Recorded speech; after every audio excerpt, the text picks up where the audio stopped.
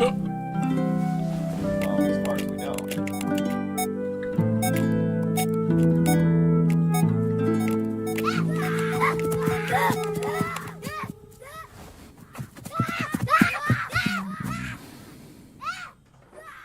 Space, the boundary of human achievement, the new frontier.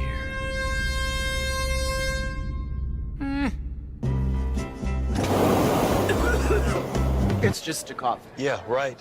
And the Earth is flat. In a few moments, you will have an experience which will seem completely real. It can be extremely harmful and result in severe trauma. You have 5 seconds to terminate this tape. 5, 4, 3, 2, 1.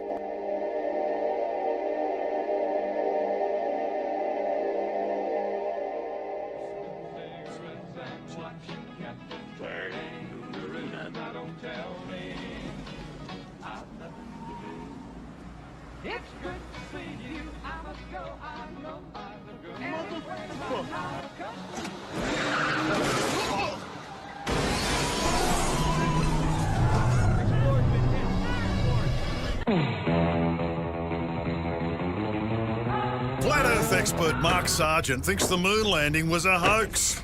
Technically, the moon itself is a hoax. Right, but betting with Sportsbet's new iPhone app? I could do this standing on my head. Thanks, Gravity. Sportsbet's new iPhone app. It's Hold on. foolproof. I know how we're different. Do you believe the Earth is flat? I know it's flat. I walk on it. Holy Do you think the Earth is flat, Snoop? What do you think? It's a flat world after all. Smoke weed every day.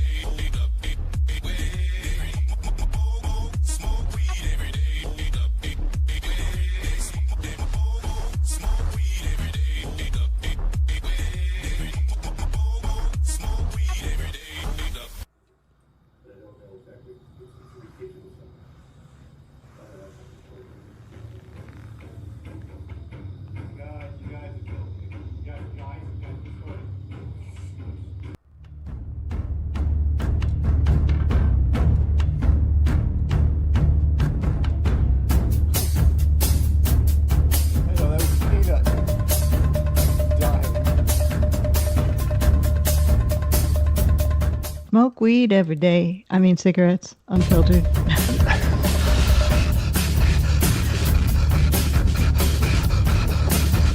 That's probably not true. They want to keep people away from the good stuff.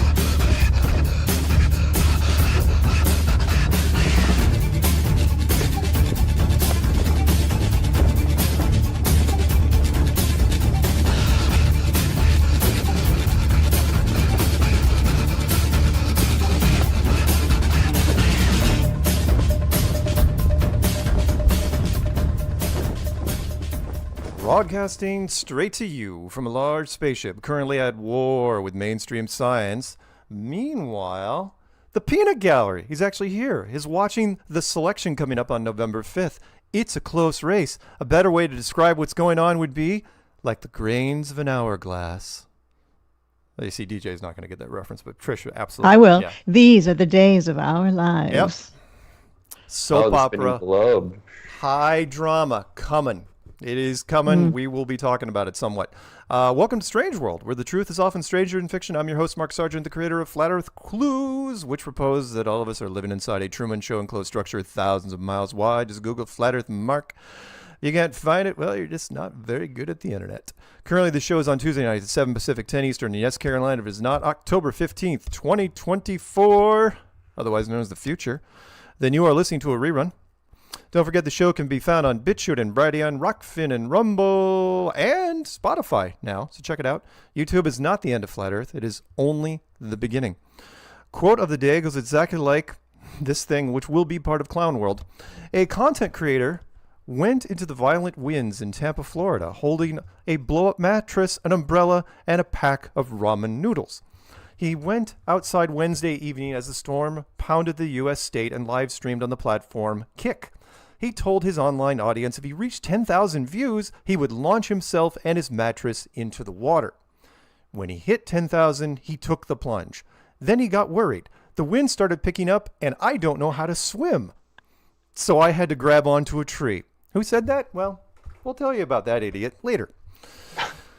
Well, at least he had ramen noodles to eat and water. So that's food right there. Yes, I suppose that is a silver lining, Patricia. Speaking of which, my co-hosts are in the upper left, the perfect Patricia Steere, and in the upper right, the delightful DJ Curious. Hi, guys. How's it going? Really good. Up?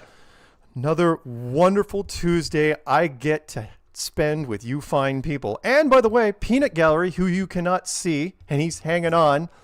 Not 100%, but he's sitting there. In fact, I was going to say, he's not 100% because he's not smoking, but that's not going to stop him, by God. He's smoking right now. Yeah, he is smoking right now. Yep. But welcome back, Cotter, to Peanut. Yeah, Yes. welcome back, Peanut. We missed you. Yeah, we did.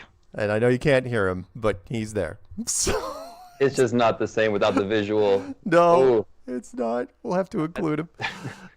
Anyway, hey, now that everybody's here, I have to tell you guys, y'all suck. And because that, it's hard to find Flat Earth friends. But there is an easy way to find cool people like yourself and solid info about our stationary horizontal level plane. The solution is simple. It's the Flat Earth Sun, Moon, and Zodiac Clock app. Watch the featured video every day for 2 weeks to see what happens. It'll be the best $2.99 you've ever spent. Oh, so sleepy. And because it's 10 p.m. on the East Coast, it's time to say goodnight to one of our listeners, Paige. She's just put on her adamant pajamas, got a cup of cocoa with exactly 6 tiny marshmallows, and will probably listen to the playback in the morning. Good night, Paige. Not Adam and the Ants. Stand and deliver your money. No. Nope. Oh, that would be cool. No, this is adamant because most superheroes, as you know, were created by radioactivity. Or so said the Simpsons, their favorite superhero character known as Radioactive. It's like a running gag. How do you become a superhero? Oh, well, ways to throw yourself in. I don't think that's ever worked. Well, I like the adamant I'm thinking of better. So, okay, fine. Yeah, there's always fine. like a goo or something that Yep. morphs them into superhuman powers. Yep. Spider-Man, radioactive spider, Fantastic Four, gamma radiation, goes on and on and on, with the exception of Superman, who just came from another planet. Shout-outs, real quick. To Flat Earthers, Stephen Carpenter of the Deftones. Support the Flat Earth cause. Get the coolest hoodies ever. Go to thestrong.family. Won't you pick up some merch? Deftones are touring in 2025. It's a very, very cool promo. Check it out if you get a chance. Hopefully they'll come up to Seattle. I'll go up and see him. Also, shout out to ZULUONE, longtime listener of the show, for doing a simulcast stream on his channel, otherwise known as ZULUONE, ZULUONE. And also, shout out to Karen B. for, if you guys didn't already see, for doing the great catch on because it's not more part of our headlines, the SpaceX rocket that supposedly landed back down, on their grab pad. And Karen pointing out, it's like, oh yeah, it's absolutely freaking fake, and here's why. And I got to admit, I didn't see it. Lots of people missed that sort of the little things, which was the people that were filming it.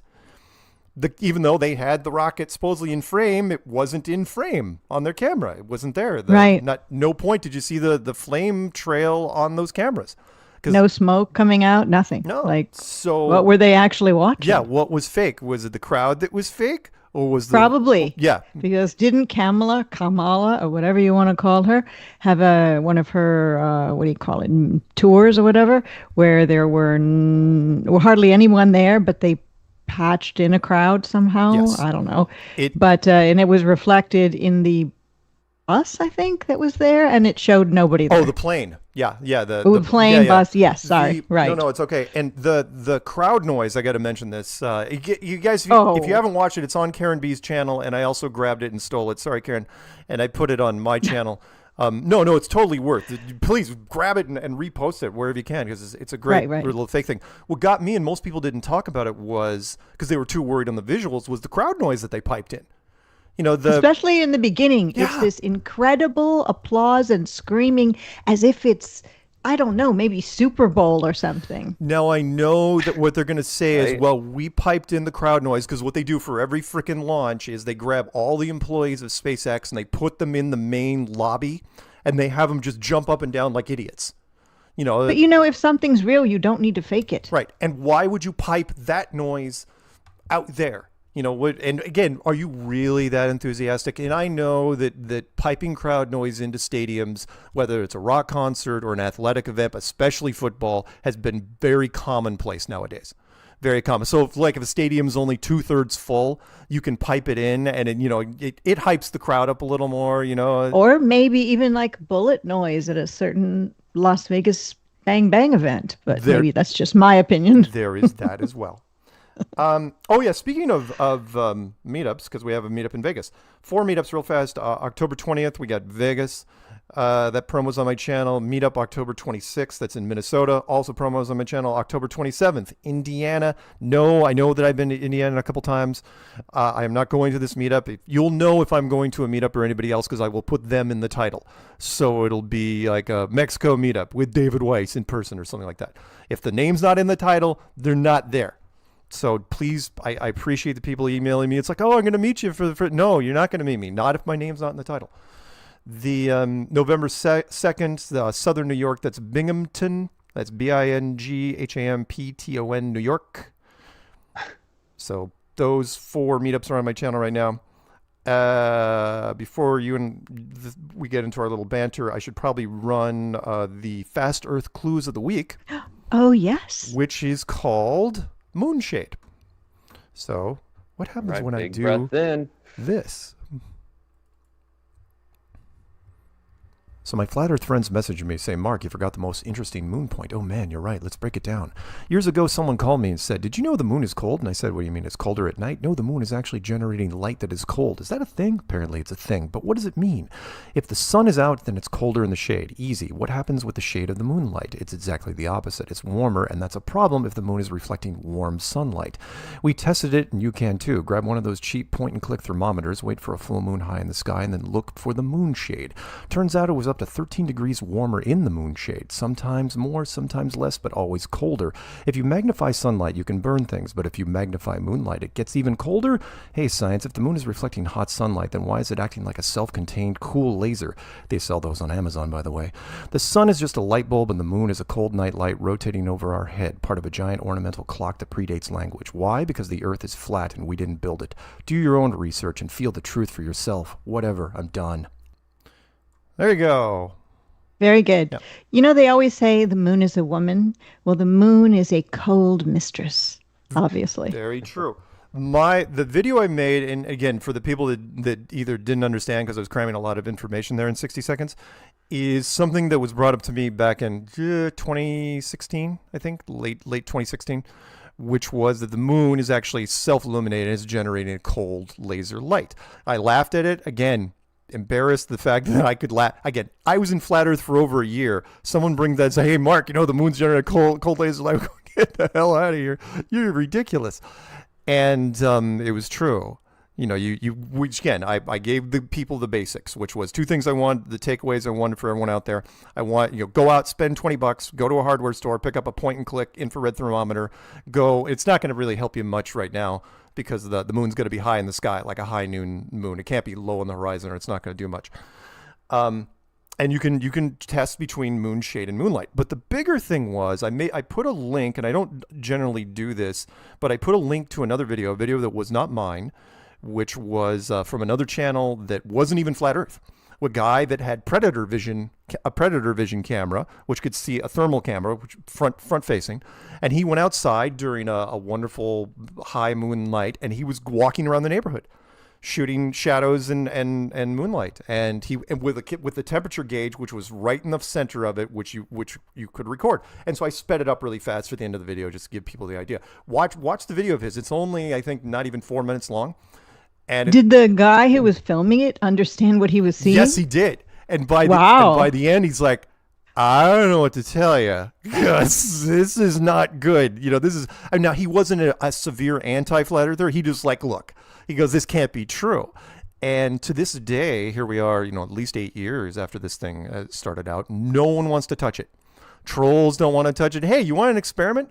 Go out during the summer and run this experiment on moonlight. Or moreover, find me a scientific paper that even touches it. I don't think there's ever been one. Well, because it really debunks the whole way they say everything is happening. Right. Now, it's reflected sunlight. So what? What's it going to be? Warm. Right. Right. Right. And when you're because the sun is warm when you go outside and it hits your body. Right. The moon should not be running negative numbers.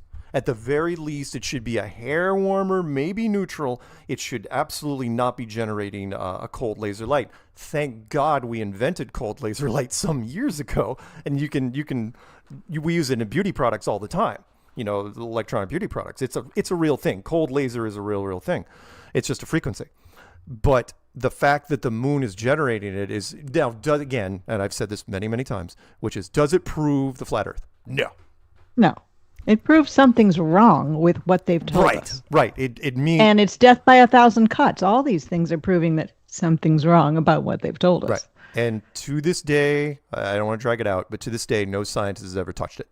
And so, please... They don't want to draw attention to it. No, why would you? Sorry, go ahead. It's so interesting, though, because before I got into Flat Earth, I was looking into the moon, trying to understand what it was exactly from just a scientific aspect. And there's so little information on the moon, actually, if you go looking for it, just on the globe side. And we went there, supposedly, several times. So why wouldn't there be more information? And that was weird to me. And then when you get into Flat Earth, it's like, oh my God, I started to learn so much more about the moon that I was kind of knew that there was got to be more to it. So that the fact that it does give off its own light, just like the Bible says it does, also was another aha moment I had as I was on my Bible study quest and was being led into more truth. And it was like, yeah, his and hers lights, one to rule the day, one to rule the night. Yep. It's its own source of antiseptic and septic. The sun and the moon. I think Eric Debate put so many great points on how the moon is like a neutralizing, cooling light, almost like a silver light that, if you think about, the sun is going across everything and energizing, and then the moon is going over there and like sealing it up like shampoo and conditioner. This whole place is just so well organized and well thought out that the moon has major roles in so many things that we just don't even attribute it to, besides the tides. You know what I mean? Yep. Right. And the putrefaction that some used to say in the old days about what the moonlight would do to food, or, it was kind of like a bad thing, an evil thing, the moon. But maybe people were scared of, darkness at that time. But they did say that light is bad for food and people, right? And of course would make you moon crazy people come out then, supposedly, too. So I don't think that's got to be true. I bet it's probably good for your skin. You can get a suntan and then at night get a little cooling moonlight tan. Get some cold laser. Neutralizing. Cold laser treatment tonight. I'll be out there. Again, the fact that we sell, you can go on Amazon all day long and you can type in, cold laser light thing, and you will see in the health and beauty section just a ton of them. They've been around there for years. And the 13 degrees, I want to clarify for people that want to know, and I think you can still find it on his channel somewhere in the archives. The 13 degrees Fahrenheit difference was first discovered by Rob Skiba back in the day. He was not shy about, remember, he went, with Rick Hummer, he took the boat across Lake Michigan. He also was like, he was going, it's not a mirage. I'm going to figure this. I will give credit to Rob. When he wanted to know something, he did not hesitate. And so he filmed himself, going out and talking to locals, and he, he grabbed just some random people off the street, guys that were out there, construction guys, for whatever reason they were out at night, like a night crew. He's like, look, I just want to, because they were familiar with the equipment more than he was. And he goes, I just want to verify what I'm seeing here. And they were looking, going, holy smokes, how is this even happening? And again, it's, hidden in plain sight. People didn't know any difference. So, well, just imagine how cold it must have been for the astronauts on the moon at night. Oh, you're really you're gonna get me started on that? Yeah, the space suit, from everything from the suit that would protect them from the sun during the day. Yeah. I'd like that material if I could, please. Yeah, 200 plus 200 degrees on the positive, negative 200 degrees in the shade, no problem. And fast forward to the Tesla Roadster in space, which I believe was 2017. Yes. No problem. Standard with the paint, the tires. Yeah, nothing blew up. The tires should have exploded. Every pressurized system should have exploded. The windows should have spider webbed. The front windshield should have been a mess. And it was the convertible version. They had no protection. He verified that. It's like, they just hooked the car out of my garage. Freaking tool. So drive your car out. Plus the fact that it all just doesn't look like it adds up. I mean, it looks like it's put together with umbrellas and duct tape, right? And then you think, where did they even put that little rover on the moon? And then how'd they get back to, I mean, literally, if you just start to break it down and use common sense, it falls apart. It's crazy. Yep. Peanut's comment. Thank you, Peanut. This is why we pay you the big bucks not to be here for 5 weeks. Drive your car out of a warm garage on a freezing day. Yep. Yeah, bad things. Explain. Well, bad things happen when you do extreme temperature shifts, even here, even when we're only talking about like 40 or 50 degree swings, depending, or maybe 70 or 80. So I've tried it, but I mean, I used to live in Michigan. It was quite cold, and I drove somewhere from my garage, which wasn't heated, but it was warmer than the outdoors, and then drove outside, and nothing happened. What is supposed to happen? Could it crack your windows? Yeah, your windows will be the first to go. Which is heated. Yeah, mine was just a normal temperature, just a bit shielded from the snow. Especially if you've already got a ding or two in the windshield. Now, I know where DJ is in Los Angeles. You guys don't have to deal with it because it's always perfect weather all the time. But people that live, of course, but people that live in snow, I mean, Michigan, Minnesota, up there near the Iron Range, Yad or Hay, it's bad. It's super, super bad. Which is why they always tell you, like, one of the first things they tell you is if you're thawing out your windshield, never use hot water. Ever? Oh, I used to do it all the time. What's wrong with you? I didn't know. Did it ever go on you? Did it ever? Nothing bad ever happened. Never shattered. Whoa. Yeah, I don't know. But I mean, I guess it is bad. I just didn't know any other way. Sometimes my lock to the door, it was before we had the clicker locks. I'm talking a long time ago. Yeah. And I wasn't able to unlock the door, so I would just throw hot water on it. The Tesla should have been a freaking disaster, and yet it was absolutely perfect. The car was completely pristine, and the 3 HD cameras, which had no problems with transmission at all, absolutely flawless, the 3 of them. And then no wear and tear in the car, spinning around in the sun and the shit. And then we just it just went off into wherever, and we don't ever hear about it anymore. Right. Again, they said, we're going to send it off to Mars now. But they didn't track it because they're able to find things. I mean, they're supposedly able to send something to Mars. So the Mars rover. So why didn't they put some kind of tracker thing on the car in space and see where it goes and how long the signal would last? Right. And they turned off because it was a lie. They turned off the camera, proving yet again one of my proofs, which is find me an object that has left Earth orbit, pointing back at the Earth to where the Earth actually gets smaller and starts shrinking away in the distance, or even becoming an Earth at all. It's never happened in the history of space travel. Elon, apparently the smartest man in the world. We can't. The fact that people. I'm sorry. I will be ranting about him later when we get to headlines, but. Again, Bill Gates, never accused of being the smartest man in the world. Steve Jobs, even Stephen Hawking, right? Arguably, when he was walking around and not in a wheelchair, was very, very smart, right? But well, that machine that pretended to be him, that was pretty smart. Ow, you're hurting me. Yeah. You remember that from Family Guy? He'll be turned into spaghetti. Yeah. Elon, he's just the epitome of the guy who gives us the most ick right now, right? Oh, yes, God. He is. And it's Ick Musk. It's amping up deliberately. I mean, it's not an accident that the rocket thing that happened, what was it, yesterday? And the robot thing, which we'll talk about, and the taxi thing, which we'll talk about. It's all happening because right now, I'm sorry, let me mention. Well, when Elon jumped up behind Trump and showed his stomach, that was also ick for me. Yeah, that's what I thought of exactly. Remember we talked about Tom Cruise jumping on the couch being like, I'm so in love with Katie Holmes. That was the originator of the most ick moment in television. And then fast forward now we have Elon. Elon should have never done it. It's like, look, you never want to put yourself in a position to become a meme.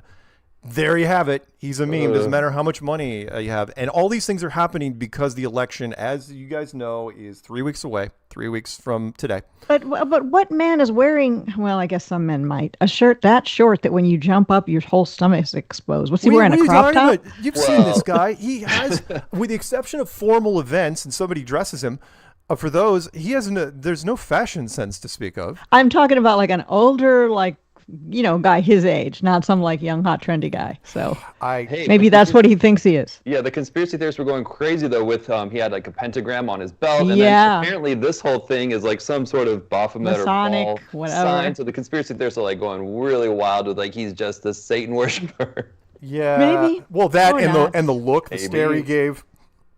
Trump when Dark MAGA. when he leaned in. Yeah, and what the heck's dark MAGA? Where's that coming? Is that... You know, we've got dark mode, light mode on computers, and the MAGA hat or MAGA hat is black. When I first read dark MAGA, when he was there wearing the dark Trump hat, I thought it said drunk MAGA. I swear, like that's how I read it. That makes more sense. Dark MAGA means to me the just part of the Marvel television universe. I mean, it seems science fiction-y. Yes, of course. There's that aspect to it as well. Yeah, because Elon's involved.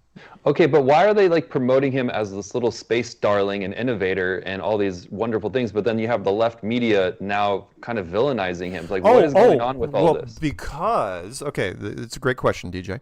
Which is why is Elon both the savior, the technocrat savior, and also he's hated by Blue Team, and that is it's a political thing. Yeah, I mean, Blue Team doesn't like Trump. Well, yeah, it doesn't like Trump. It doesn't like the vaccine guy. What's his name? Oh my gosh, I can't think now. Fauci? Bill Gates? Bill Gates. Okay. Blue Team loves Bill Gates. Why couldn't I think of that? That's all right. I'm trying to block him out of my mind. Yeah. So Red Team, Blue Team likes to get vaccinated. Right. But they don't like Elon. Elon is Red Team. Right. So these two men are hated by one side and loved by the other. Elon decided he was going to pick a side. So he is all in for Red Team. He wants a White House cabinet position. In fact, he wants one that's made up. They don't even have a name for it yet. Well, he has a made-up space agency, so hey, why not? Yeah, they're going to give... So he won't be... Space Force, the made-up space brand. That was the biggest joke. He won't be Secretary of Defense or Secretary of the Treasury or any of that crap. They're thinking, but again, that's if he wins. So anyway, he's all in on Red Team. Therefore, Blue Team automatically hates him. Again, the fact that he's standing behind Trump in that massive crowd means that the Blue Team media is just going to come after him, which is great. I'm happy. It's like great, torch him.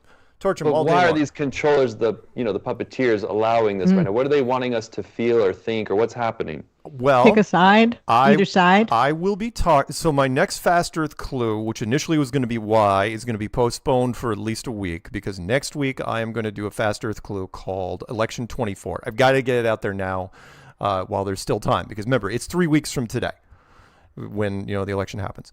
And then the show we do next week, I don't know what's going to be called, but the show after that, the week before the election, we're going to do a show. I'm thinking of calling it Presidents and Precedents. See what I did? Nice. Yeah, see what I did there?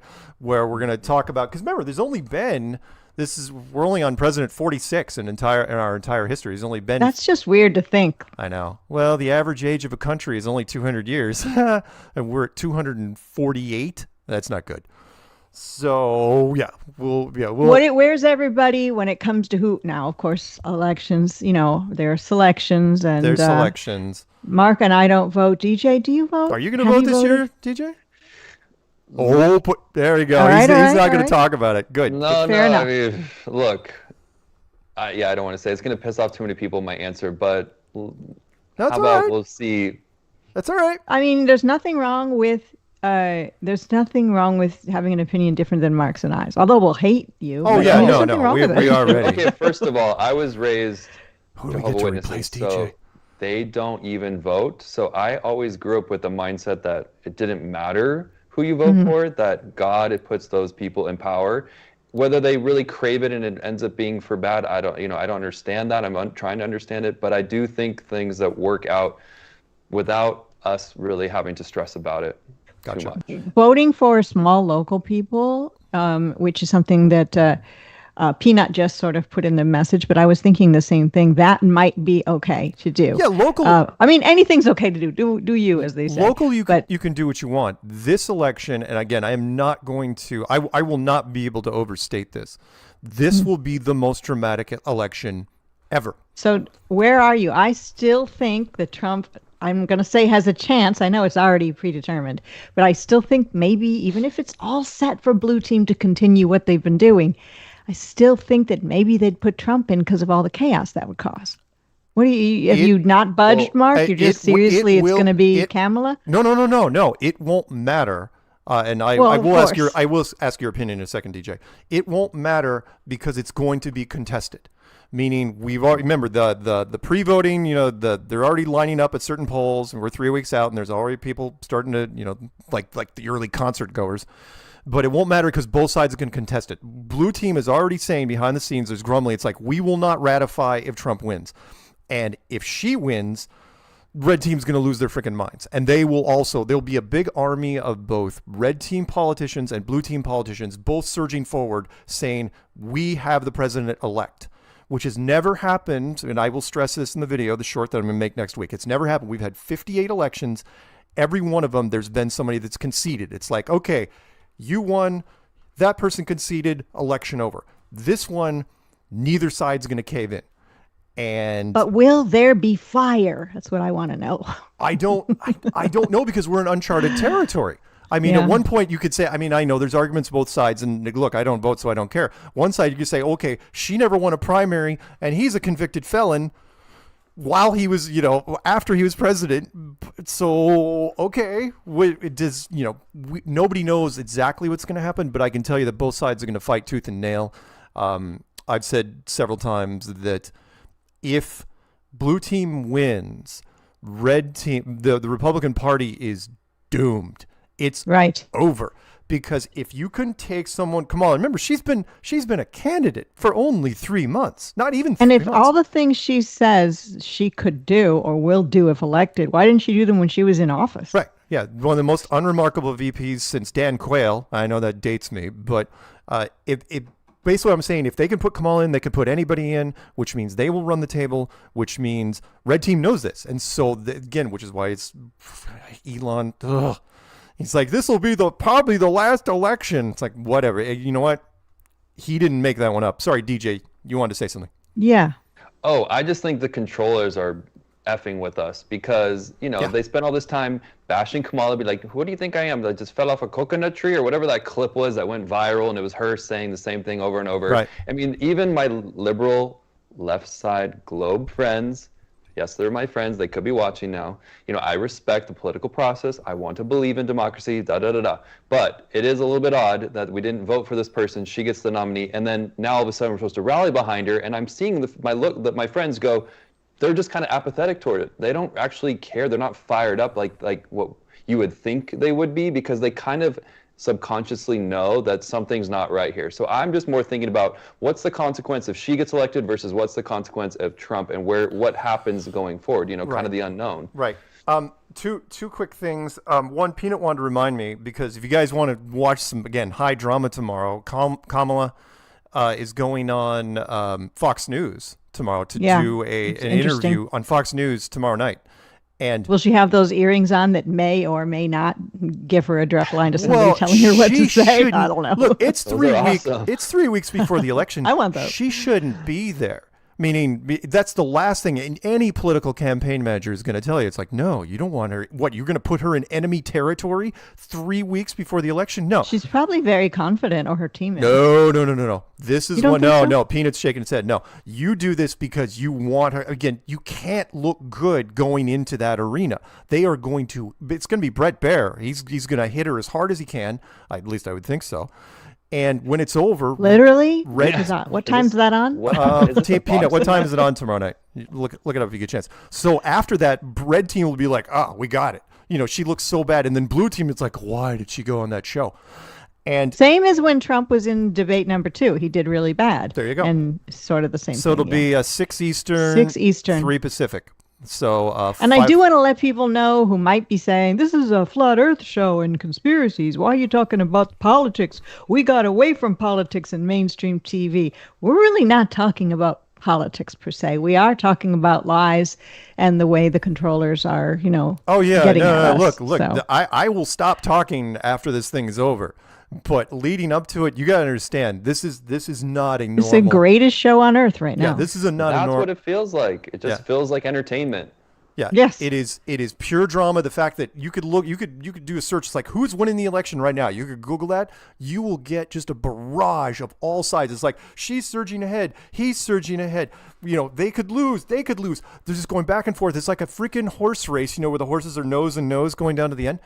or greyhounds or whatever you want to use. And it doesn't make any difference because to answer your question, it's like Patricia's question, which is like, what happens if Kamala wins? What happens if Trump wins, right? But again, assuming either side would cave in, which they wouldn't, I wouldn't think, because they have 2 months to concede. You have until the election on November 5th, until the inauguration on January 20th. Up until then, you don't have to concede crap.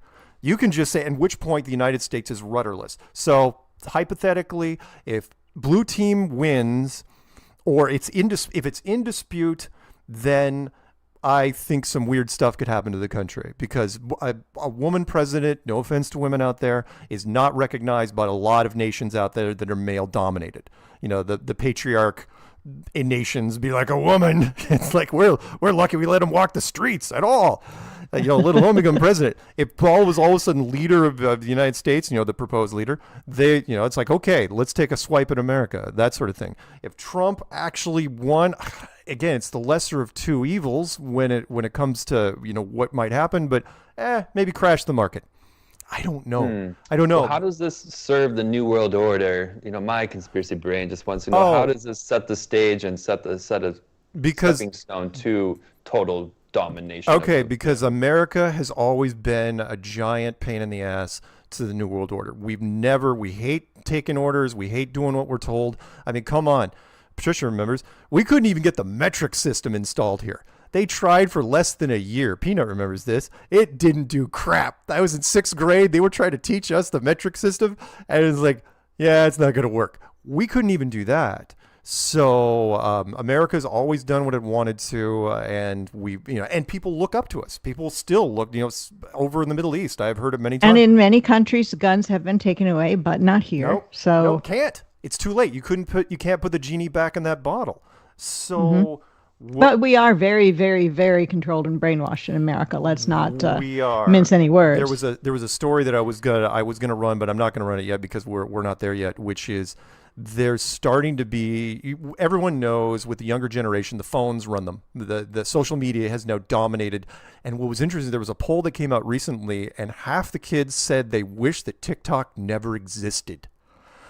And that's because the social pressure is so hard, it's so fast that they don't, and if you can't keep up, and DJ knows this, if you can't keep up on social media, especially if you're a kid, what's your worth? Who are you? You're nobody. And all of a sudden depression, especially if you're a girl. Oh my God, I can't even imagine. Yeah, all these beautiful girls, and they are beautiful and young, but also some of them are being helped along by, filters and such. Oh, yeah. And so much competition, and clothing for girls is much cheaper, the fast, trendy fashions, than it used to be when I was in high school. So having hot new looks that are always coming at you is much easier for girls and probably guys to do. Right. Having the latest toys and accessories is so much cheaper now than when we were kids. And there's competition, of course, has always been there in high schools for kids and junior highs back before social media and even computers, but it was only within your school. Now the kids are competing with people all over the world that are on these apps. Yeah. And it really, I believe, is creating a lot of psychological damage for a lot of young people. Huge amount. Absolutely. It was so hard just, being compared to each other in your own school. Now imagine being compared to what everyone else looks like and is doing and what they're achieving. You got to be able to dance and you got to be funny. And then the more outrageous you are, the more views you get. So then you start trying to outdo each other. And then it's just endless spiral of just this horrible cycle. And there's plastic surgery now that wasn't really happening when I was in high school. And Ozempic as well, which definitely wasn't around when I was in high school. That's making people... everyone in high school is concerned as you're going through puberty about how they look. It's just hardwired into humans. Maybe not people that live in tribes or something, but maybe, who knows? Yeah. But it's a lot worse, a whole lot worse. Way worse. So, and when you're eating a kid, disorders, you don't realize how much you're going to change. You don't realize your mind is still developing, your body is still changing. You're going to grow into a lot of your features. You just don't know all of that, and it can be depressing. It was depressing enough for myself, which I know no one's going to know sympathy, but I'm just saying. It was, and I can only imagine with the pressure of what they have today. But these are things that my friends and I talk a lot about, and you do hear from parents. A lot of my friends now are parents, and they are dealing with the ramifications of this generation that are going through it, and it's not good. It's not healthy for them. The depression rate is so high, and a lot of them are on medications really young, and so, it's just another reason of where's the hope, and that's what the hope's in Elon. Yay! Well, that, and to DJ's point, what hopeful message? What celebrity is giving a message of hope? It's all about the metrics. It's all about the branding. It's all about, and again, the gold mine of some kid did something that resonated, and now the kids have to mimic it, even though they don't want to. It's like trying to cash in on it. Once the first person does, the clones are gonna grab as much as they can. Okay, perfect example. The Hook Tua girl, who now has her own podcast and got famous overnight. Now you're going to have other girls and boys that are like, well, I could say something more outrageous and maybe I'll get famous. Yeah. And you know who jumped on that? Who's her producer? Who? Jake Paul. He's the one that finances. I know. That hurts. He's the one that finances her show. Of course he did. And it doesn't surprise you. You remember the Asian girl from Vancouver some years ago, Lil Tay. You remember her? The trash talking. Gosh, was she 10 or 11? Could not drive, and she was like talking, throwing down gang signs in front of these Lambos and crap. Oh, I remember one called Bad Baby. That was this sort of, hard to say this, but white trash girl that was doing the same thing, like catch me outside kind of thing. How about that? Yeah. How about that? Yeah, exactly. Look up, if you guys want to look up a little time capsule, look up a little girl called Lil Tay, Liltay. She's still alive? Yeah, she That's is. Interesting. And well, she faked her own death like a year ago, and people called. That's the best way to see if your ex-boyfriend's still in love with you or not, or girlfnough. Well, she did it because she fell out of favor for a while because people realized it's like, wait, those aren't her cars. What, you didn't realize she wasn't not even old enough to drive, and yet she's talking smack in front of a Lamborghini. It's like, what'd you think? It was a great act, but again, who latched onto her almost immediately and dragged her into a podcast? Logan and Jake. It's like whatever's red hot, they will grab. Wherever it's red hot and low level, they'll take it. Again, not to go off, and I don't want to drag it out, but the axis of evil, the Lunchley thing, America, in some ways, where Logan and KSI, who I never followed from England, and Jimmy Donaldson from Mr. Beast, they created their own lunch product that's competing with Lunchables, blah blah blah. So yeah, and Lunchables are super horrible for you, kind of basically made of plastic. But it's a bad message to send to kids because all they care, it's like, okay, let me throw out one more for you really quick. When I remember meeting some kids in New Zealand at the New Zealand conference. You weren't at that dinner we went at with one of the Maori guys. And I was asking his son, we were talking about PewDiePie. And they were like, PewDiePie? And it's like, oh, dude, he's so legit. He's all this stuff. And it's like, why is he legit? Dude, he's got 30 million subs. And it's like, so that's credibility to you. Again, it's all about the numbers. Because he has the numbers. And sorry, one more thing. I don't want to drag this out, which is the documentary Fake Famous. There was a great line in it which said, the documentary guy said, he goes, you realize that there are millions of kids out there, millions, with at least 100,000 Instagram followers. Millions. And he goes, it's like there's only 10,000 famous people in the world at a given time. Who are these kids? They're nobody. They just bought the Instagram followers because they can buy them from cheap from the offshore accounts. Well, it is scary how many kids want to grow up to be influencers, and we know this is just not. There's no substance here. There's not a foundation that everyone can be an influencer and have that kind of broad. No, there isn't. And influencing somebody generally when it comes to these social media platforms isn't influencing them to be a good person or be honest or be kind or be loving or be generous among your friend group or look to a creator or maybe you look into the shape of the earth. It's influencing them to buy new things, try new fast food, and just like the worst. Yeah, consume. Right, and who is the good role model? Like, if you had to pick out of anyone out there in the public eye, who's the best role model? The fact that the three of us are sitting here in silence, Yeah, you know they're going to say Taylor Swift.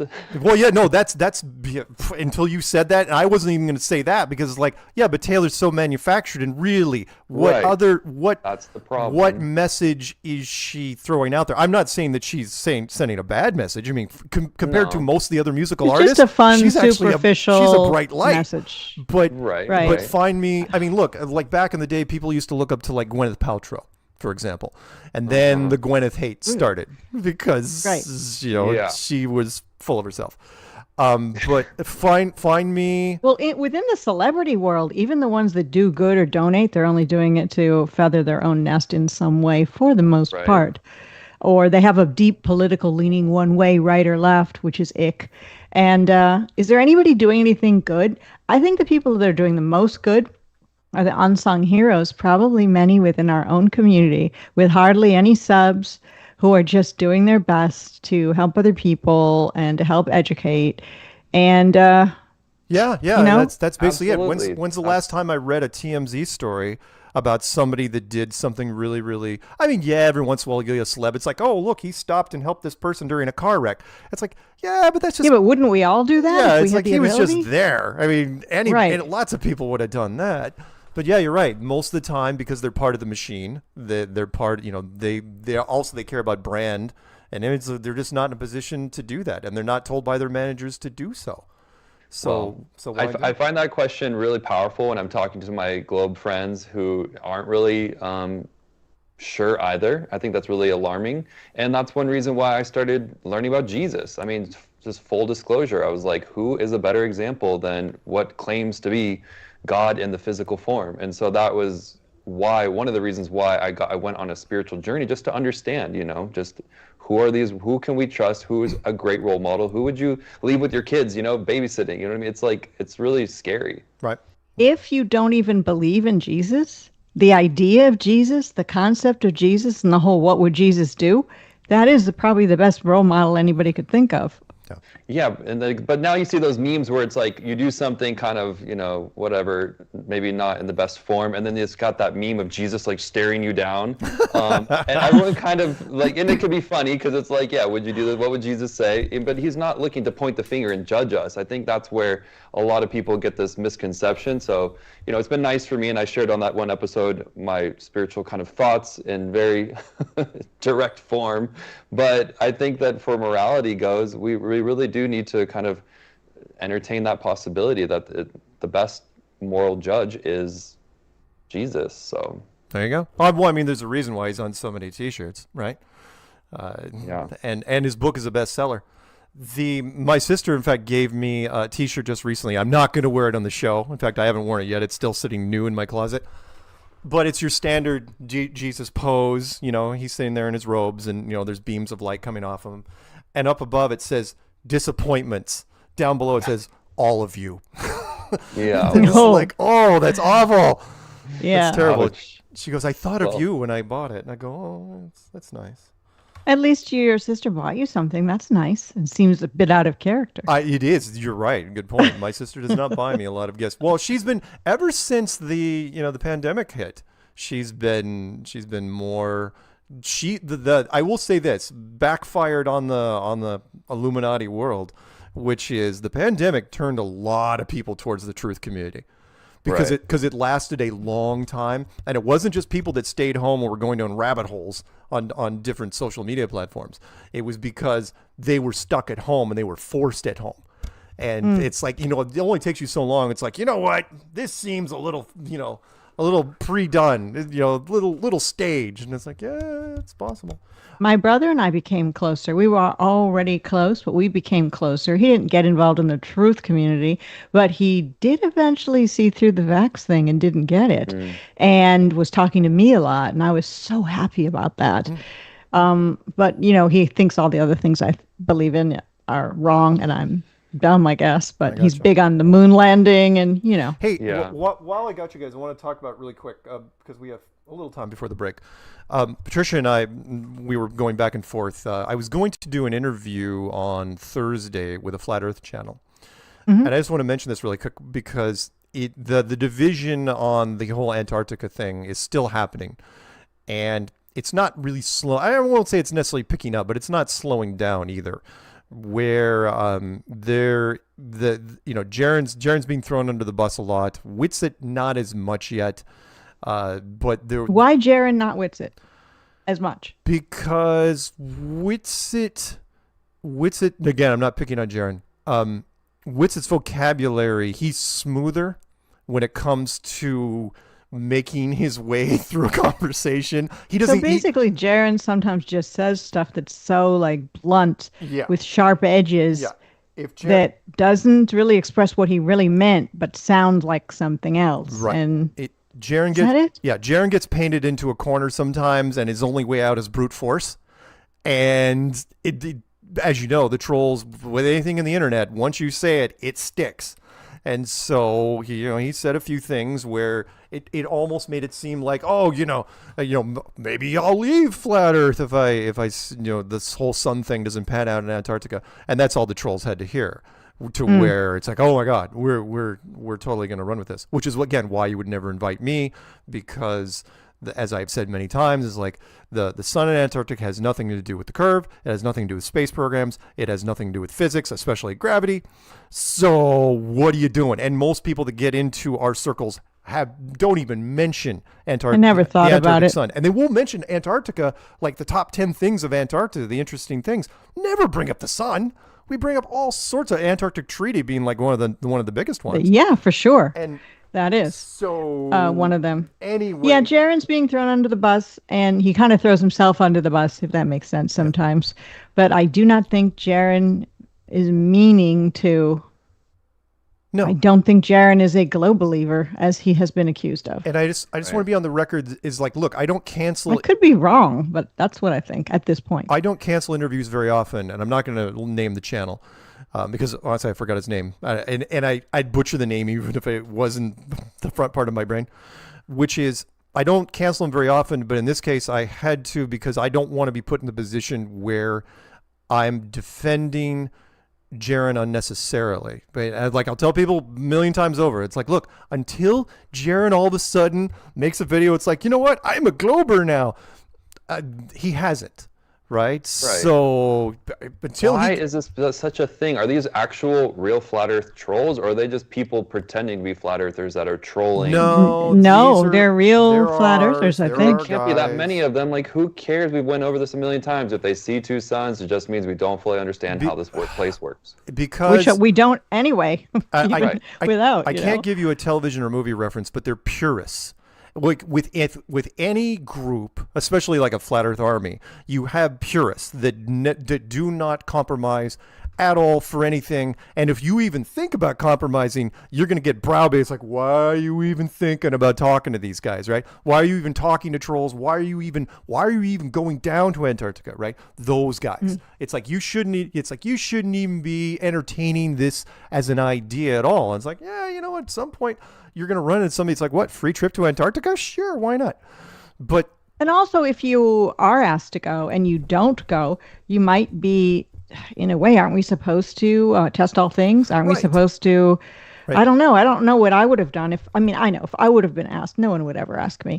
But if I were asked, I wouldn't want to go. And actually, it's because it's cold and uncomfortable and I don't want to. Oh, and God, I'm not joking. But those are my reasons. Perfect excuse to wear your best fur coat. Well, I have a lot of nice fake fur coats. I probably could have, but it wouldn't be enough. In reality. It wouldn't be enough. It'd be awful. Just don't want to go. That's not because I want to hide from the truth. It's just not my interest. Right. For some people, it is their interest, and they decided they would go and just see it for themselves, which is great. So I think people should withhold their judgment until the people in question see it and say what they saw and what they think about what they saw. I just realized fire away if you. Go.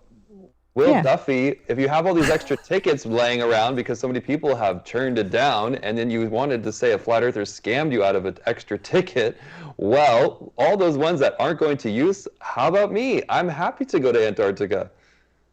Would you go? That would be so great. You'd have fun with it. It's not. I don't even think it's really going to happen, guys. So, the trip? I honestly think it's like so for show that it's probably not even going to happen. Because why does That's it go around what acting I like, thought. Yeah, now I'm thinking it might. Oh, you can go Eric debate. Oh, but second Eric says no. oh, we made a video about it. Eric turned it down. Will Duffy's just documenting that he went and talked to every flat earther and they all turned it down. And that way, whatever happens, if he knows there's going to be something that he can see, then he'll be like, ha ha ha. Oh, I proved all these people wrong. They didn't want to face the truth. Or, he's just creating buzz for nothing. He is, and I will give him credit where he's making it to where the funnel all goes to him. Meaning, if this thing caught traction, I don't think it will, because the mainstream media doesn't know how to explain it anyway. Because again, it's not an easy thing to explain. It's like 24-hour sun in Antarctica. You'd ask the average person, they'd stare at you again and make chicken noises. Yeah, average people don't even know what the heck that even is. No, really. It's like Antarctic sun. So, but if the mainstream media did latch onto it, everything would go to Will Duffy, and he could be like, yep, it's all me. I'm the one that did this. But if you think for a second, two things. If you think for a second that Austin is going to come back from this, Austin, right, just alone. I mean, the fact that you haven't really talked, you've been focusing on Jaron. If Austin's going to come back and be like, oh yeah, man, it's not chill at all. It's like, it's bad. It's I'm totally globe now. You are dreaming. Absolutely dreaming. That man's got more bullets in his holster against the globe. He's just going down there for the hell of it, because why wouldn't he go? And it's good to accompany, Jaron. I don't think it's good. Right. Yeah. You don't want to go down there alone. To be only a couple of flat earthers. No. There's the girl whose name I don't remember. Oh, right. DJ, you remember her name? Lizbeth. So, yeah. So it's good that there's not just one flat earther going. No. So we this will. is a gimmick. One more thing is the part that bugs me the most is they're treating it like it's new. Like it's a brand new thing we've never thought of. It's never come up in conversation. And that it proves everything. Yeah. It's the end. It's like the final. I have literally been asked, what is the weakest point, the sticking point of flat Earth since 2015? And I came up with it almost immediately when I've said it again and again and again and again, which is, oh yeah, the Antarctic sun, 24-hour sun. I go, that's the weakest point, because if it is there, then there's something going on with the light source, which we don't know. Period. And it doesn't. Okay. Go ahead. But I've asked this before. I'll just ask it again. Yeah. Do we have any insider info on what is going on into Antarctica already on the flat side? You mean when it comes to the sun? Yep. Do we have anyone that has already looked into this? I had a guy from National Geographic back when Patricia and I did the National Geographic thing. You were already back at the hotel, where he came to me on the side. He goes, look, just so you know, I was down there a couple of years ago and I saw the Antarctic sun, the 24-hour sun. We had gone out to lunch with this guy, and he seemed like a nice enough guy. I trusted him, and he had no reason to lie to me in private.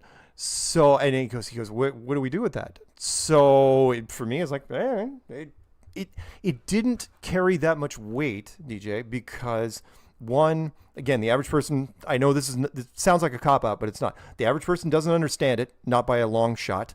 So, I mean, even if we tried to explain it to someone, they're not going to understand it. And the other part is nobody goes to Antarctica. Between those two... And also, the average person is not going to hear that on a news talk show if Will Duffy makes a circuit on those things. No. And hears about the 24-hour sun in Antarctica, and it's there. The average person isn't going to make the connection, even if it's said that disproves flat Earth. The average person thinks the Earth's not flat anyway. It's the AE map that it might blow a few holes in. Sure. That's a good point, right? Because on the Gleason map, it says you won't see the sunlight past a certain south parallel, correct? Right. Okay. And sorry, go ahead. And Flat Out Truth, he did a couple great videos. Shout out to Terry Eicher on this Antarctica sun or not. And it seems from his channel that he's confident that we would not see. So Terry, if you're listening, help us out here. But I'm just surprised there aren't more insiders that have come forward either way. After almost 10 years, in fact, a couple people. Oh, look, it's cats. This would have come out a long time ago. This, if this was the silver bullet. Sorry, one more thing before we go to break. If this was the silver bullet everyone's been looking for, it would have been used years ago. In fact, a decade ago. And it would have been, and scientists would have called me and said, oh, it's the Antarctic sun. That's it. Flat Earth is done. However, they know full well the Antarctic sun is very, very limited in its range of what it applies to, which is it applies to Antarctica. It only applies to the sun, and it only applies during a certain part of the year, a place where nobody goes and nobody understands it. We can't even get people to yeah, because it's about the map that we've got. Right. If there was no AE map, and there are a couple of maps that people do claim work, and I'm not doubting that that's true. I don't know a lot about it. They could work with those maps or some maps yet discovered. It doesn't mean the Earth's a globe. That's the thing about this that is shady for sure. Because it's in the sky, and we know so very little. Again, all our tests are down pretty much on the ground. There's only so much we can tell, so it's fine. We will see. I'm getting ahead of myself because again, because it's after November 5th. I'm not even. It's like, okay, yeah, you think that everything's going to be fine right after November 5th? You guys are going to be doing a trip, fine, great. I'm not betting anything yet on that. All the airports will be burned down from the election by then. No fly zone everywhere. The whole map will be freaking red. Lockdown part 2. Okay, we're going to go to our one and only break, and when we come back, and by the way, thank you, Life Matrix, for the thumb. If you guys didn't already notice the thumbnail, we have 2 of the cartoon platypuses there. We've got Lord, oh crap, what's his name? Lord Jumar. Yeah, Lord Jumar. I thought it was Lord Stephen Christ. The rapper slash actor slash everything. He's on there. The moonlight as a light source on there. Very good. And then, of course, Peanut walking in the corner. We're still working on... He's running because he's doing better. He's running, not just walking. Yeah, Peanut, you know what? Find me a GIF with the Peanut guy holding a cigarette. Think you can do that? I think that'd be awesome. That would have to be created, actually. I don't think that actually exists anywhere. When we come back, you know what? It's the internet. I bet you it's out there. I will be saying hello to the chat when we come back, too. Okay, we're going to go break. When we come back, we got headlines and all sorts of other stuff. So, oh, hey, what happens when I hit this?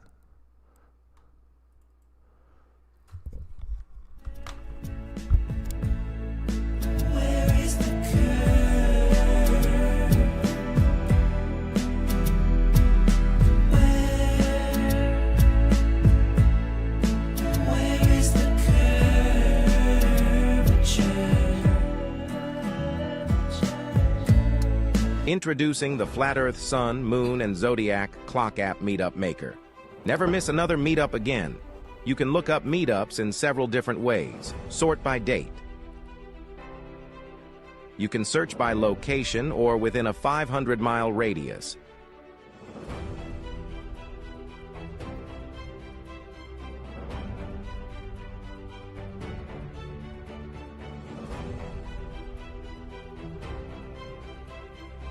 To create and list your own meetup, enter the date. Give the meetup a name, a location name, add a photo, enter your contact information, create a group chat name, and then fill out the description with all of the details. Select your background color and hit the Save button to add your meetup to the list. Once the meetup is saved, it will ask you to create a group chat for all of the meetups so people can join the group and start a local chat community. Select Public Group, add your welcome message, and your meetup is now available for all to see.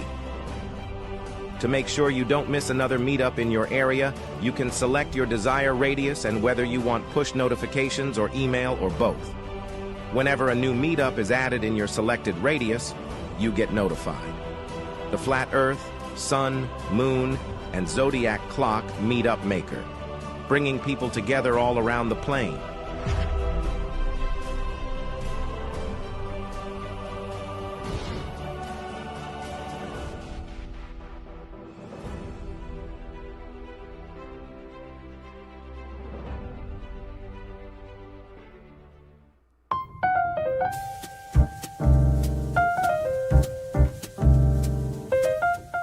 Join me, Karen B., every Moon Day at 9:30 a.m. for Coffee Talk on YouTube, Rumble, and Rockfin. You never know what you'll learn about in the coffee shop. Open topic and open phones, y'all. You can also go to flatearthfestivals.com for updates on the latest news for Flattoberfest 2024 and also for meetups, local meetups. If you want to have your meetup listed on flatearthfestivals.com for free, please email flatearthfestivals@protonmail.com.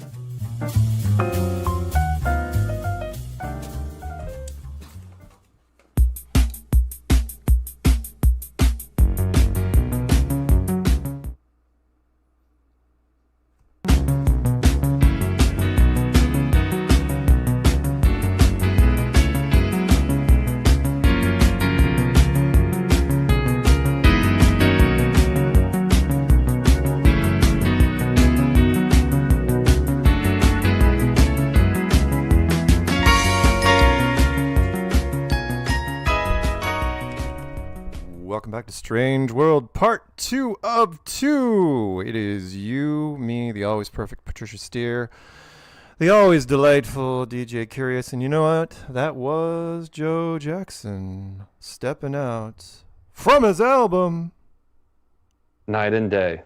I see what you did there. That's good. That's good.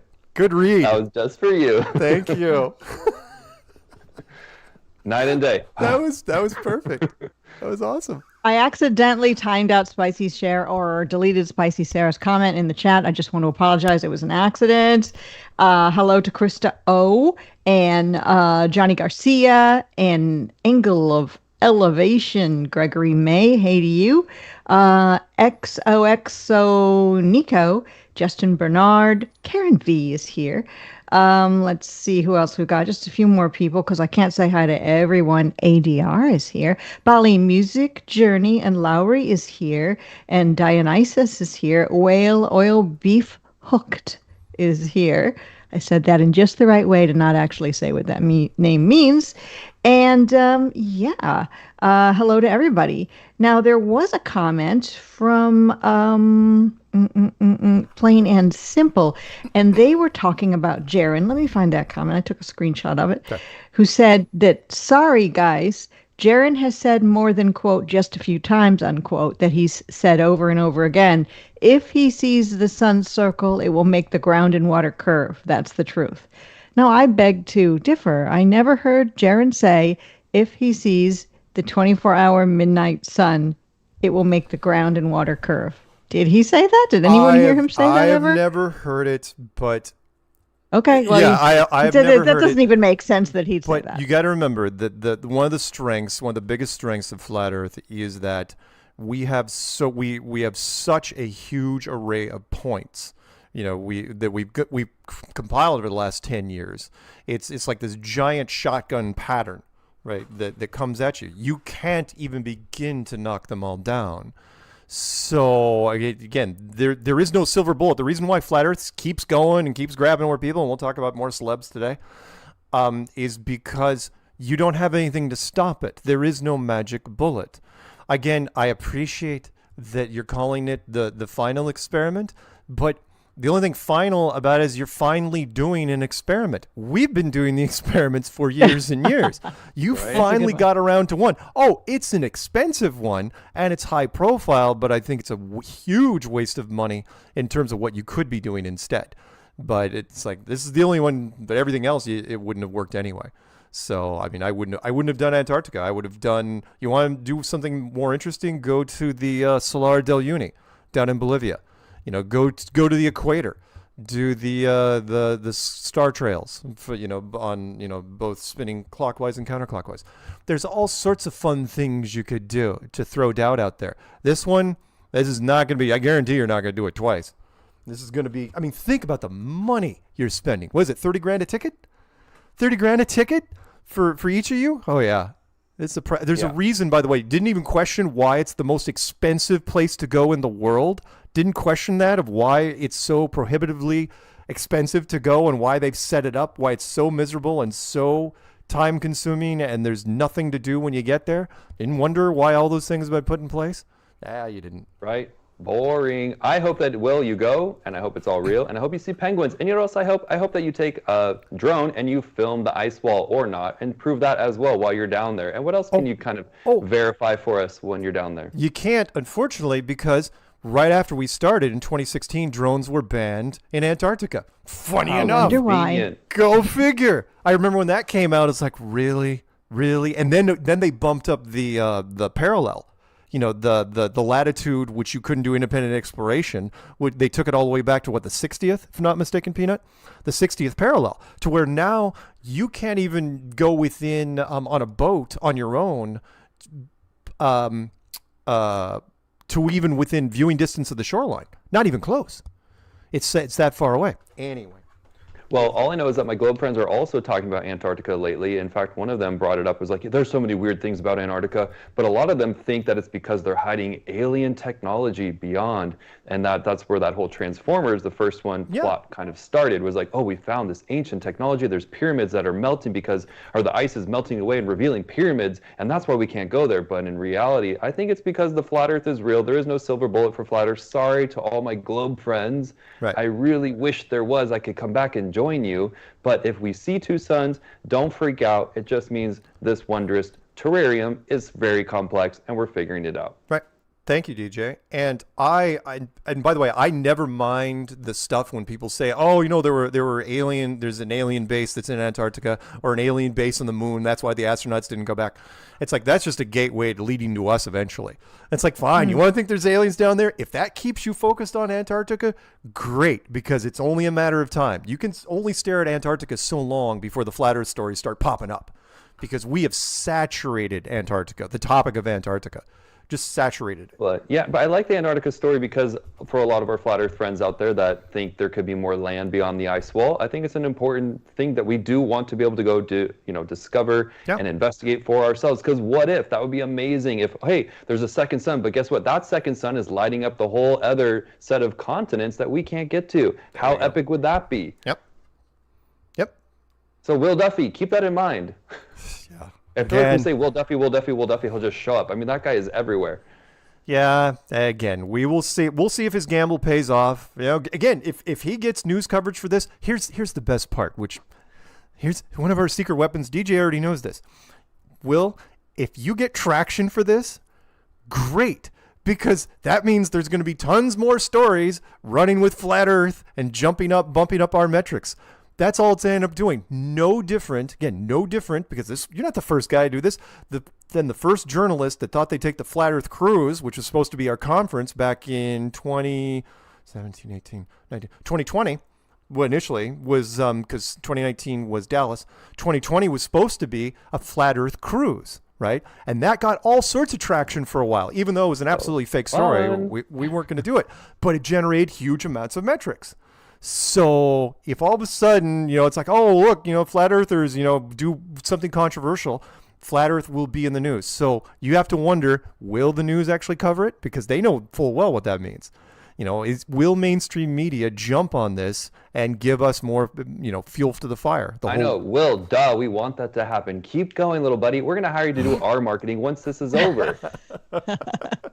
It's true. There's only, I've said so many times, we'll talk about one of our new trolls that came on the scene here this week with, so let's get into headlines real quick. So the space stories, there's a few. I wanted to cover just the highlights. This one. Hey, it's a fried egg. Right. And a sausage. So if you guys didn't know, if you're under a certain age, you might not even know, Jupiter supposedly has a giant storm that has been on there forever and ever. Same size, goes a band that runs to the center for whatever reason. And this time, for whatever reason, unexpectedly, it's moving around. They don't know why. And it's because they want to generate a space story. So they want to focus things. It's like, okay, they just generate this series of images. This is not something which can be captured with a normal telescope. Do they say this image is real? Yes, but remember, it's only captured by NASA, military, Hubble Space Telescope. And they were the one that captured these images. The general that doesn't look it looks sort of like would it be impressionist? Exactly. It looks like a painting by Vincent van Gogh kind of. There you go. That's moving. New observations of Jupiter's Great Red Spot captured by Hubble show the 190-year-old storm. 190 years storm has been there. Wiggles like gelatin and shapeshifts like a squeezed stress ball. And these, by the way, these pictures were taken from December to March. It's not like they were taken quite recently. It's December. That also looks like an eye in some weird way too. Yeah. I have a question for Mark. Yeah. is gas even possible to be photographed on Earth? Like, how do we photograph gaseous substances anyway? Maybe with some kind of filter? If you believe, you mean like Jupiter? Well, they tell us Jupiter's a gas giant, right? Yeah, right. Which means, how are we taking pictures of gas? Am I an idiot? I mean, no, I'm sorry, flat earther, I must be dumb. Supposedly, imagine, oh God, because again, you have to rely on the gravity and the physics of gravity, which we don't. Which is there's so many clouds that are, so it's like it'd be if our cloud cover, right, on Earth was thousands of miles thick, and it was still being held down by gravity. From the outside, we'd look just like a cloud planet. No different. So at the center of Jupiter, there is some sort of hard surface, although I never hear anybody talk about it ever. But I don't think that's true. Remember, they said that asteroid belt went through Jupiter, and it just passed right through. Well, oh, you mean the one back in the 90s? That one? Back in the 90s, there was like, oh, we got all these pictures of these asteroids pummeling Jupiter, and look at this light show. Look, I don't want to dig into it. That's what's weird to me. I don't think we can take pictures of gas out in outer space. These images. There shouldn't be. You're absolutely right, DJ. We shouldn't even look. There shouldn't even be gas next to non-pressure. No, they burnt up. You can smell it, so maybe NASA has like smell-o-vision. Yeah, they can photograph it. We shouldn't even have gas in 2024. We shouldn't have any gas next to a vacuum at all. Again, the David Weiss comparison, which I love that he finally came up with, it's like you never go down to the hardware store and pick up some propane without the container. You always have a metal container to take it home with. And that would be the same thing here. It's like, I don't care what kind of gas it is. Whatever gas you're looking at here is more dense than the vacuum around it. You're right, PJ. There shouldn't even be gas there. Forget about... Why does nobody talk about this? I mean, that's been on my mind forever. Ever since I learned about space and the gas giant. The movie term is we accept it. Suspension of disbelief, which is we accept the world we're presented with. No different mostly. than the soft suits. Except us. The Americans on the moon.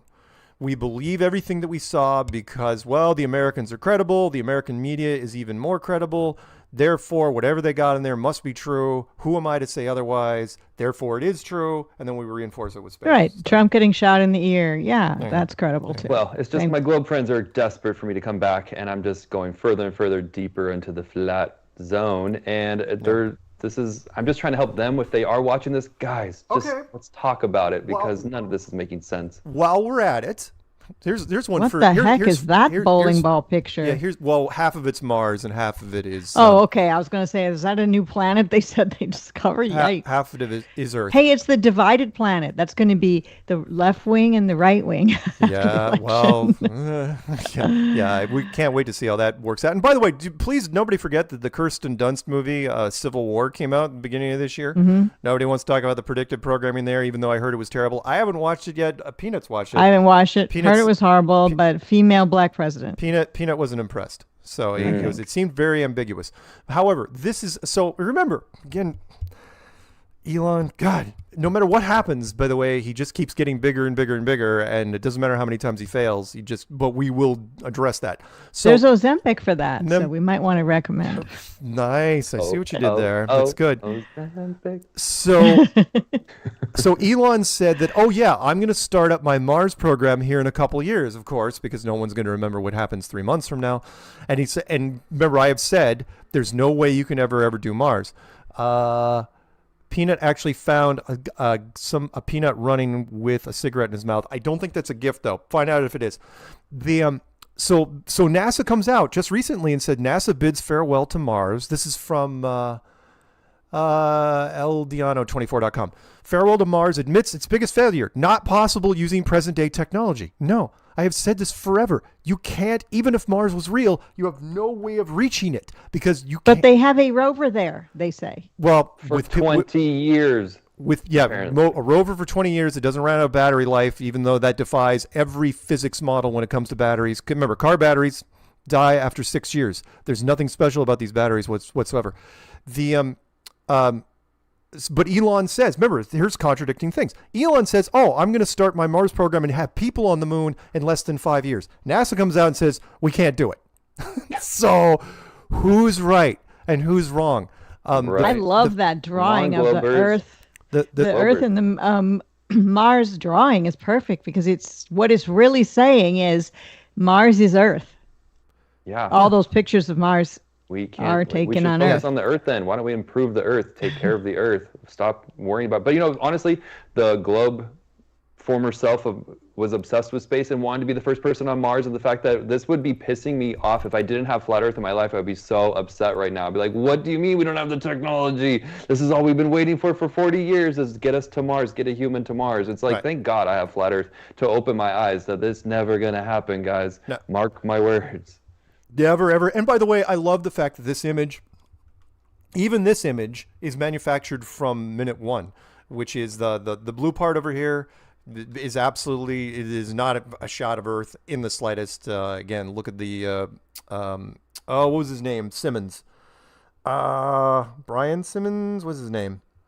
No, the guy who said it's Scott Simmons. I think it's Photoshop because it has to be. Photoshop because it has to be. Peanut looked it up. I can't remember the last name is Simmons, but he was a NASA engineer that had to build the first shot of Earth for the first iPhone background from scratch because there was no other image he could get except for the Apollo 17 image. That's it. There was no other image. He had to manufacture from scratch, and then he got skimped at the end. Again, had to rush apparently Friday at deadline. Had to get to happy hour, so he used the cloning tool and put all these clone clouds in the southern hemisphere. Nobody noticed it for years until we came along. Whatever. All right, next one down. Which is a trip that they get away with such horrible CGI and such horrible graphics. Robert Simmons, a.k.a. Mr. Blue Marble. Look it up if you guys want to check it out. Robert Simmons, where he breaks it down exactly how he built it in Photoshop. Everything from the glare to why the water is blue. And your average person would never think any of that was true. Nope. They would think that's a real photo from like a satellite. No, thank God he did an audio interview. Thank God. Yeah. That he actually did, or who knows? Maybe they just like that other guy, NASA guy, who said that they're trying to rebuild the technology and it's hard. We're unable to get through the Van Allen radiation belts. Don Pettit, and Don Pettit, he did us a solid on flat Earth, kind of, by saying something true for once. Yes, wait, shout out to Rico who showed me his Don Pettit tattoo. Oh my God, that was hilarious. Ooh. I'd go back to the moon in a nanosecond, but we lost the technology, and it's a terrible process to build back again. It's like, poor guy. I hope they're not taking advantage of him too bad. It's just awful. I thought that Marty, what was Marty McFly's father's name? Oh wow, I have no idea. Peanut, what was Marty McFly's father's name? Poor Peanut. Who I thought that George McFly. God, wow, how did I forget that? George McFly. I thought he was just a character, and years later, it ended up being Don Pettit.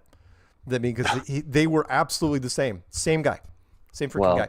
Okay, so something off. Actor. So there you go. So celeb of the week, Flat Earth celeb of the week, goes out to rapper / actor / producer Lord Jamar. So Lord Jamar made some waves this year. And what he did just recently, this one's from 9 days ago, he went on Godfrey Comedy, Godfrey, talented comedian, and he went on his show, and they had some drinks and some smokes, and they were talking about stuff, and I can't remember what minute point he got into this because you won't have to wait long because it is a long segment. Lord Jamar gets into Flat Earth, and Godfrey asks him, it's like, oh, yeah, really, you into Flat Earth? And he just goes off on a freaking jag. I mean, for 30, 40 minutes? So good. Just tearing into it. I mean, preaching. Going into all the bullet points, you quoting David Weiss without saying David Weiss, quoting me without using me. I got a wonderful little feel good when he mentioned, it's like, you want to prove it to me? Send a rocket into orbit, right? And then point back at the Earth so you can see the whole globe. It's like, sweet, that one's mine. Yeah. And he was wonderful, and he did not back down. He did not waver in the slightest. Were all his points perfect? No, they weren't. My only regret is that this was the interview that rapper B.O.B. should have done back in 2016. And rapper B.O.B. is not good at interviews. Lord Jamar, excellent at interviews. I mean, considering he was half in the freaking bag when he did this one, he was awesome. He was absolutely awesome, and we are lucky to have him. And so I added his clip to my mainstream media section, and I will add this one as well, if I'm not mistaken. In fact, you know what? I'll save it right now. Words. Oh, nope. I can't And look, say 119,000 views just 9 days ago. That's awesome. Yeah. And again, people say, oh, you don't give me hits on this and that. It's like, no, what I really care about more than anything is resonating the people that resonate with other people. So Lord Jamar generated more metrics for Flat Earth in a week just from this rant than most of the community's done in a month. Just from doing his thing. Yeah. And it's wonderful. He doesn't have his own podcast as far as I can tell. He just shows up on other people's podcasts. I'd love to have him on. I'd love for somebody else to talk to him. I told David right away, it's like, you got to talk to this guy. He's awesome. And he had already been clipping some of his stuff. He had already put some of his audio on his channel, but good stuff. So it's another rubber band on the Flat Earth watermelon that's about to explode. So right. And Lord Jamar. Oh yeah, and then in fact we got a new troll because of this. In fact, let me type it in really fast. 1 second. If I type in, watch this. If I type in Flat Earth. So see this one right here, debunking conspiracy theorists, Lord Jamar the Flat Earther. Right, so the thumbnail says no such thing as gravity, which is, a lot of us don't believe in gravity. Gravity is a theory. And so the new troll of the week is the Birdman with a 3 instead of a, and I won't play it. I'll just put it up on screen really fast, which is, he's got, 250,000 subs, which is quite a bit. And he went after, just tore into him.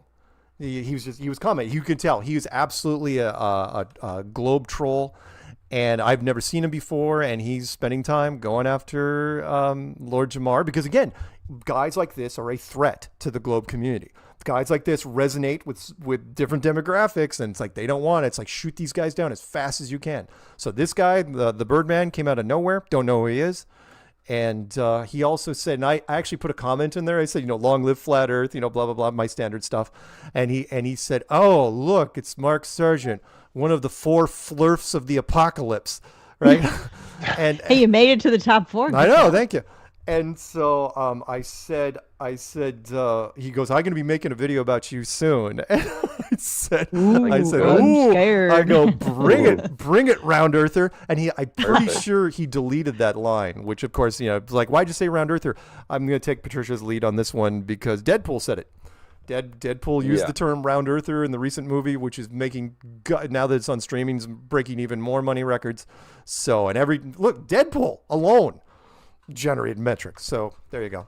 So thank you. Awesome. So we have a new troll. I highly recommend watching that interview. It's so good. Yeah, not this one. Don't watch this one where this guy tears into him. Watch the original one. Yeah, watch the original. The original one, which is right back here, the Lord Jamar on Godfrey Comedy. Watch that one. It's worth it. Actually, the hour and 38 minute, the full interview is actually very good. So check it out. But when he gets into Flat Earth, it's absolutely wonderful. If you can't find it in my channel on the community page, just scroll down. I did link it. There you go. And Peanut says, I recommend watching Deadpool. Yes, Peanut is a big Deadpool fan. If you're a fan of Deadpool, I hope they end with this one. I know they probably won't, but you never know. Okay, this gets tied into, how much time we got? We're good. This gets tied into what I was saying about the election, which is, so this is from Zero Hedge, which is election interference. Democrats won't certify election if Trump wins. The rhetoric is already starting, which is both sides are going to accuse each side of cheating in advance. And therefore, if we lose, the other side cheated. And they both have now examples. The blue team says, well, you did it with Hillary. Red team's going to say you did it with Biden. And this one's up for freaking grabs. And, well, let's just talk about this guy's hair color. Oh, it's awesome. It's great. However, look at that title: election interference. Dems won't certify election if Trump wins. I mean, that's just they're saying that it's going to be fake before it even happens. Yeah. Again, that's why. What about free and fair elections? Somebody asked me in a recent interview. They said, "What are the chances that Kamala wins in a fair election?" I go, "What do you mean fair election?" I go, "There's no such thing as a fair election, no matter who wins." Both sides are going to cheat. I mean, and I know that people will say, well, Republicans won't cheat. Are you kidding? This is one of those elections, like if you asked a Republican now and said, hey, if you could get away with cheating, would you do it on this election? They would all say yes. It's like 50% of most marriages. There you go. Don't get me started on why marriages fall apart. and the cheating that goes there. Again, men cheat because they can, women cheat because they think they've earned it. So different, so weird. And I was on the receiving end of that so many times. No, seriously, women save up their suffering like hotel points. They do, and they reach a certain level, and then all of a sudden they make calls to, well, they used to make calls to people like me, and they'd be like, so, what are you doing? Like, what? What are you talking about? It's like 2 a.m. Anyway. Wow. So election Well, yeah, I know I was that guy. We know so much about you, Mark, that perhaps we shouldn't know. I was that guy, and okay, so let's get into this one. Oh, this. Okay, so so Kamala Harris stars. I mean, she does look really good there, but that's it's a good shot. It's stars in her second Vogue cover, and the two couldn't be more different. So. Okay, you don't see it here initially, the candidate for our times, right? You don't see it in this shot. When you get down to this one... Interesting all brown colors. You do. This is dark brown with even a brown satin on the inside. Not dark MAGA, dark... A gold... Kamala. It's a very subtle American flag pin. The photoshopping is perfect, but of course, the farther you get away from the shot, you notice that the O is turned into horns. And I sent it to David Weiss immediately, and he's going, I'm going to make something. So he made a big thing with music and flames. And I noticed that, look, I watched, because I was just stunned by it, the fact that Lucifer, you got to remember, Lucifer got his own show on Fox for, 5-6 seasons? Again, the fact that you couldn't do this 20 years ago. It's like, hey, I got an idea for the show. The devil comes to Los Angeles and helps the police fight crime. That's the show? That's the show. What? And they ran this for like 6 years. So anyway, Kamala, and so what I mean is here, let me punch this in for you really fast. Ready? Watch this. So if I go in and I type in, I'll do this really fast. I'll type in Lucifer season 3. All right. I'll click on images. Yeah, right here. There you go. See it? There you go. Yeah. Lucifer season 3. That shot right there, him in the dark suit. And by the way, Tom Ellis is absolutely outstanding as Lucifer.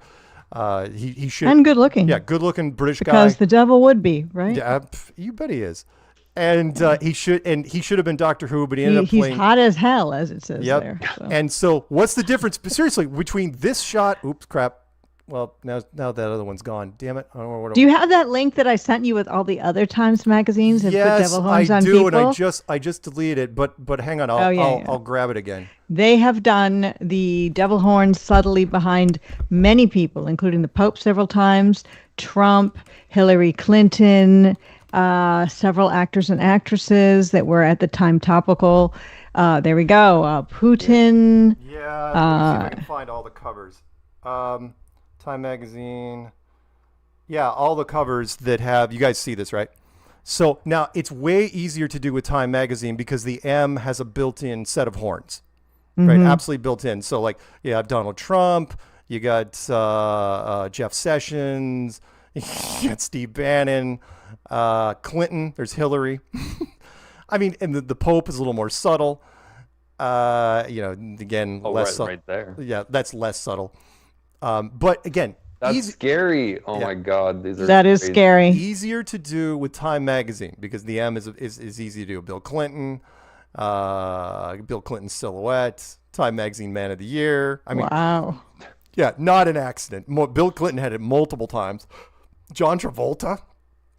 And his wig. And his wig. Yeah. Hillary, the Queen, and so on and so on. But that was Margaret Thatcher, right? Way tougher to do with an O because they're curved horns and you've got that thing at the top. However, because of the font, the O is very, very, very, very thin up there. So from a distance, the smaller this picture gets, the more obvious it becomes. So there you go. So my point is... And they've done it to Trump as well. So it's, This could have been a promo shot. She could have been a side character in the series Lucifer with this shot. Easily. The dark colors, I know it's complementing her skin and all that stuff. Anyway, there you go. So Kamala Harris. The candidate for our time. Yeah. There you go. You know what? It's all fake. I don't vote. I don't like elections. It's not that I want Trump to win, right? But I don't want her to win. I just feel some real bad vibes. Well, and that's the problem. Either way, whatever happens, it's just demoralizing. And Trump's a liar, period. I mean, he lied about that shooting thing and just disgusting. They're all so disgusting. If politics were real, we'd have actual good people. Go ahead, DJ. Well, people are getting disenchanted with the political system. That's the problem. It's demoralizing. So either way, people who lose, they're just going to have less faith in the system, which is not good. That's the problem. If is it not good? Maybe it is good. Not according to Bible prophecy. So we'll see. Oh, that's true. Because the more that people want something new, the more it sets the stage for something worse that looks shiny and bright and amazing to step in when everyone's begging for a change. So I just think people need to keep an eye out for that, whether it's AI, aliens, or some sort of figurehead that's really polarizing and dynamic that people fall for. I mean, that's straight out of prophecy. So right. So TMZ, the greatest journalists in the world. Everybody should subscribe and check them every day. I check them because, I check them because. Well, you do get good info from them, and they often have it first. Yeah, they do have it first. They will run stories that the other networks will wait to run. So Elon, because remember, he's trying to get more high profile. So no, it's not just showing up at the Trump rally. It's also showing up at the robotics convention and doing a big splashy thing because, as you know, even though he has autism, he's the smartest man in the world and the richest man in the world, even though no one can explain how he made his money except me. Whatever. So Elon Musk. And is he really autistic? I mean, that just seems like that just goes with today's. Well, no. He says he has Asperger's, and you watch enough times of him talking, and Asperger's is on the spectrum. So I don't believe anything about him is true. Well, there you go. So he can't. I don't even almost believe he's real in some weird way. I feel he's like a fully manufactured character. Well, he is that, and I have said on many occasions, and I remember telling a family member, I go, he's one of the worst written characters I've ever seen in my life. And she said, well, you're not God. And I go, I didn't say that God wrote him. I'm saying somebody wrote this guy. But you know what? I should have come back. My comeback should have been God wouldn't have written him like this. He wouldn't have. Right. So. Or you should have just said, you're right. Given a very evil look. Nice. And then went out and bought my Vogue cover. So Elon Musk, autonomous future is here, debuts driverless cab, which is this thing that looks like that looks nice to get into on a Saturday night. Right. And a robot personal assistant, right? Oh, that looks great. And so the hype that, he gets out of this cab thing, I can't remember what studios they were at. Where were they it was called, the event night was called We Robot. Right. And instead of iRobot. Exactly. And the iRobot director and producers, they called him out on it. They're like, dude, you ripped off everything from us. At freaking everything. And they, again, calling it a cyber cab. Cyber is not a term anymore. We haven't used cyber since 1998. And by the way, you haven't had hair since 1999. Love of God. I think perhaps he doesn't like Elon Musk. Yeah, what do you think, guys? Is hilarious. Oh, no. I just it's like how many? Look, he's the only technocrat that went that far. Where Jeff Bezos didn't care. All the other guys didn't care. Elon, oh no, we're doing full blown hair system. Look, oh, and by the way, earlier in the chat, almost before we started talking, DJ, somebody was saying, DJ's got the best hair ever. We need you to tell us your hair routine. So maybe next show. Yeah, next show we'll do a whole tutorial. I know you almost if you grew it longer, you'd have anime hair, which is ridiculous. Everyone just has something. I don't know, guys. I just got lucky. It's really simple. Yeah, you suck. Absolutely suck. So he debuted the bus thing, which people can just get on and drive around, which isn't going to exist ever. That was only for this party. He introduced steering wheel-less and pedal-less taxis. It's like, why would you take out the steering wheel and the pedals just to prove that it's not, it's not being driven by somebody? Which by the way, he says, oh, I'll sell for $30,000, but I'm not going to sell them until 2026, which means they're never going to be sold ever. And then the robots. Okay, there were two types of robots. One were the ones that shuffle out on stage like they were 90 years old men, right? They just walked on a smooth surface. They just walked on a stage and stopped, did not do anything. And the others were serving people drinks and crap. Two completely different things. And let's talk about that for a minute. You ready? So immediately after this thing came out, there were articles. So this one from Tech Radar, Tesla's new cybercab and futuristic 20-seat robovan shows it's lost its grip on reality. Yeah, anyone in the tech industry has seen right through this. It's like, first off, you're not going to be able to do cabs for 30 grand. There's already auto driving cabs. And again, autonomous driving does not work. It relies on And those doors, although they look cool, those would create a lot of problems in urban environments, not really be able to open like that. Right. And Peanut says you can't do cars for 30K. No, you can't do the cars for 30K. Absolutely not. Dancing humanoid robots, a Hollywood movie set, and plenty of impromptu whooping. It can only mean one thing. Elon Musk finally held the robotaxi reveal he's been promising for years. Wow. Why'd he do it now? Well, because the election's in 3 weeks. That's why he did it now. It was done at the Warner Brothers facility in California. The cabs had already mapped out the Warner Brothers facility. The cabs only went around the lot. Never went into the streets. Isn't Warner Brothers a movie studio? Hey, thank you, Patricia. Hey, there we go. Absolutely. We're talking about fakery. We're talking about acting. Absolutely. We're talking about non-reality. It's absolutely ridiculous. Go ahead, DJ. And more predictive programming. If it lines up with iRobot, then the people that watched iRobot wishing that it was reality, all of a sudden it is reality. Now you can get excited. You get more excited about Tesla. You start to invest, and Tesla's stocks go up. And then these things never really happen. And the Cybertruck, when it first got announced, I think they were trying to say it was going to be 30 grand. Because I remember thinking that, like, oh wow, that'd be a great price for me. Right. You know what I'm saying? Yeah. And those things are super expensive, right? It's like it's all BS. Yeah. And by the way, the dailymail.com, Britain went in on, everyone was starting to pile in on him, which was watch the creepy exchange where Tesla's Optimus robot reveals the hardest part about being a machine. It's like, oh, wow, they asked this robot a question. By the way, all the robots that were walking around in the crowd were being remote controlled with a game controller by people that were right next to it. Probably like this guy right here. You know, every other robot, they were not autonomous. They were basically freaking radio controlled cars. That's all they were doing. And they asked him a question, and what was the answer he gave him? He goes, it's like the eerie response stunned commentators on social media because he goes, I'm trying to learn how to be as human as you guys are, and that is something I try harder every day and hope that it will help us become better. It's like, you didn't come up with that on your own. This was absolutely programmed. There was somebody with a microphone telling you to say that, or the guy that's talking right here just asked him this and it was pre-recorded and he played it for him. It was all smoke and mirrors, every last aspect of it. And again, I love the fact that the iRobot director is like calling out. It's like, look, you guys ripped this off completely from us. But is he going to do anything about it? No, he can't, because it's the director. The studio's not going to sue him. In fact, who knows? Look up Peanut. Look up who's the studio on iRobot. Let's see if it was Warner Brothers. That's fishy in itself. I like how somebody says cool technology, but just because we can doesn't mean we should. A bystander was saying in that article. Yeah. And people people keep saying, oh, you know, this is how the movie starts. Learning to be as human as you are is crazy. Blah blah blah. Let's look.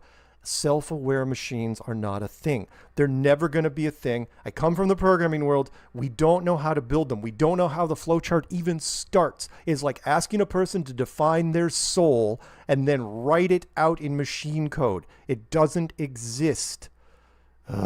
Anyway. But how far can it go, in your opinion? They can mimic really well. So that's all they can do is mimic, which is why. Isn't that what they say the devil does? Basically. The creator of the grandfather of their computers, Alan Turing, go way back in 1950.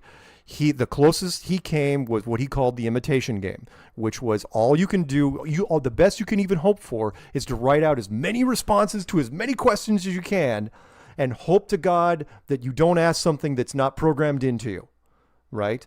And which is why I came up with my own version of the Turing test. I can break a machine in 5 questions. I'm not going to give them to you now. I can do it in 5 questions. You don't need 200 questions or 100 questions. I can do it in 5. And it's like, oh no, self-aware machine, it's going to turn to Skynet. It's like, no, it's not. And well, then how bad can they get, though, in your opinion? They can't.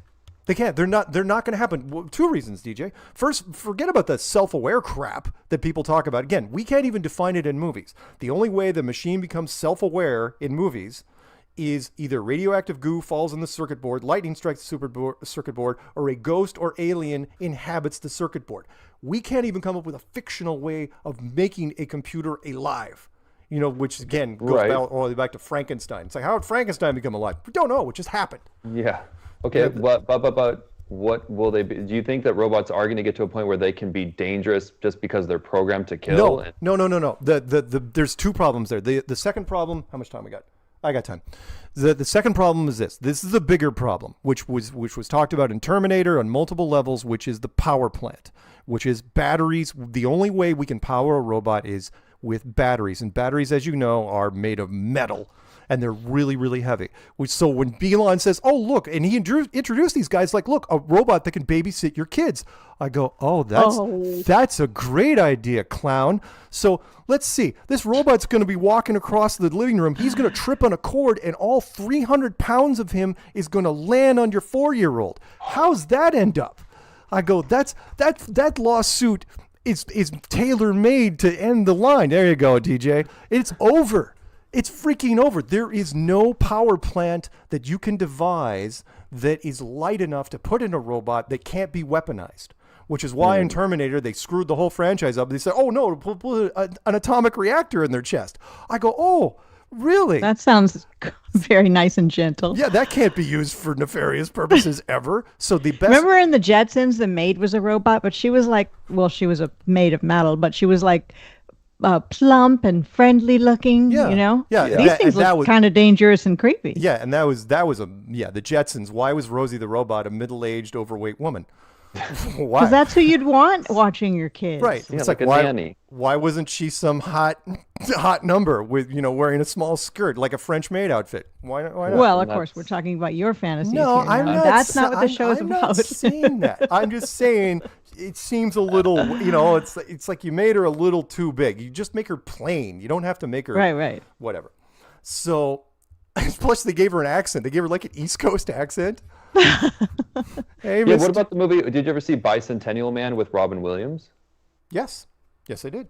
And that was an interesting movie where the robot starts out, fully robotic and then ends up dying a human. But, obviously that's never going to happen. Yeah, little takeoff on Pinocchio there.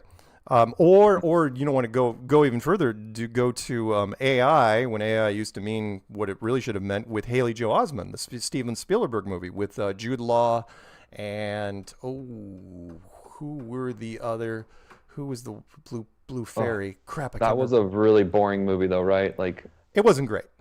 But the point was, what they did was, when they made an robotic child that seemed very, very human, people were way more sympathetic to it. It's like, oh, a kid, isn't that so cute? And it was way more accepting. So anyway, no, robots that can babysit your kids, no, never going to happen. You can't solve the AI problem. I'm sorry, the self-aware problem, and you definitely can't solve the power problem. You're just going to crush children. That's all you're going to end up doing. You know it. I know it. The closer you can get is that vacuum cleaner over there. Well, hell, I'm sure there's been even a lot. If that vacuum cleaner hit a 3-year-old hard enough, it's knocking them over. And that thing's only 7-8 inches high. Yeah, really? You're going to have a robot make drinks for you? Really? So anyway, this robot that's picking out drinks, they're not making drinks, they're just picking up bottles for people, right? That robot is being run, with the cowboy hat, is being run by a guy with a controller behind. He is not autonomous. And that's what they said. That the Optimus robots at Tesla's Cybercab event were humans in disguise. That's all they were. They were just humans running behind the scenes they were running these things. Let's affect this little video right here where he's holding his hands up. He's being controlled. I'm surprised they're not doing devil horns, to be honest. Yeah, that's all he's doing. He's standing. He's not going to be shaking hands with a lot of people on a regular basis. He's being controlled by one of the guys in the black shirts. He's being surrounded by people in the black shirts, so nobody gets to him.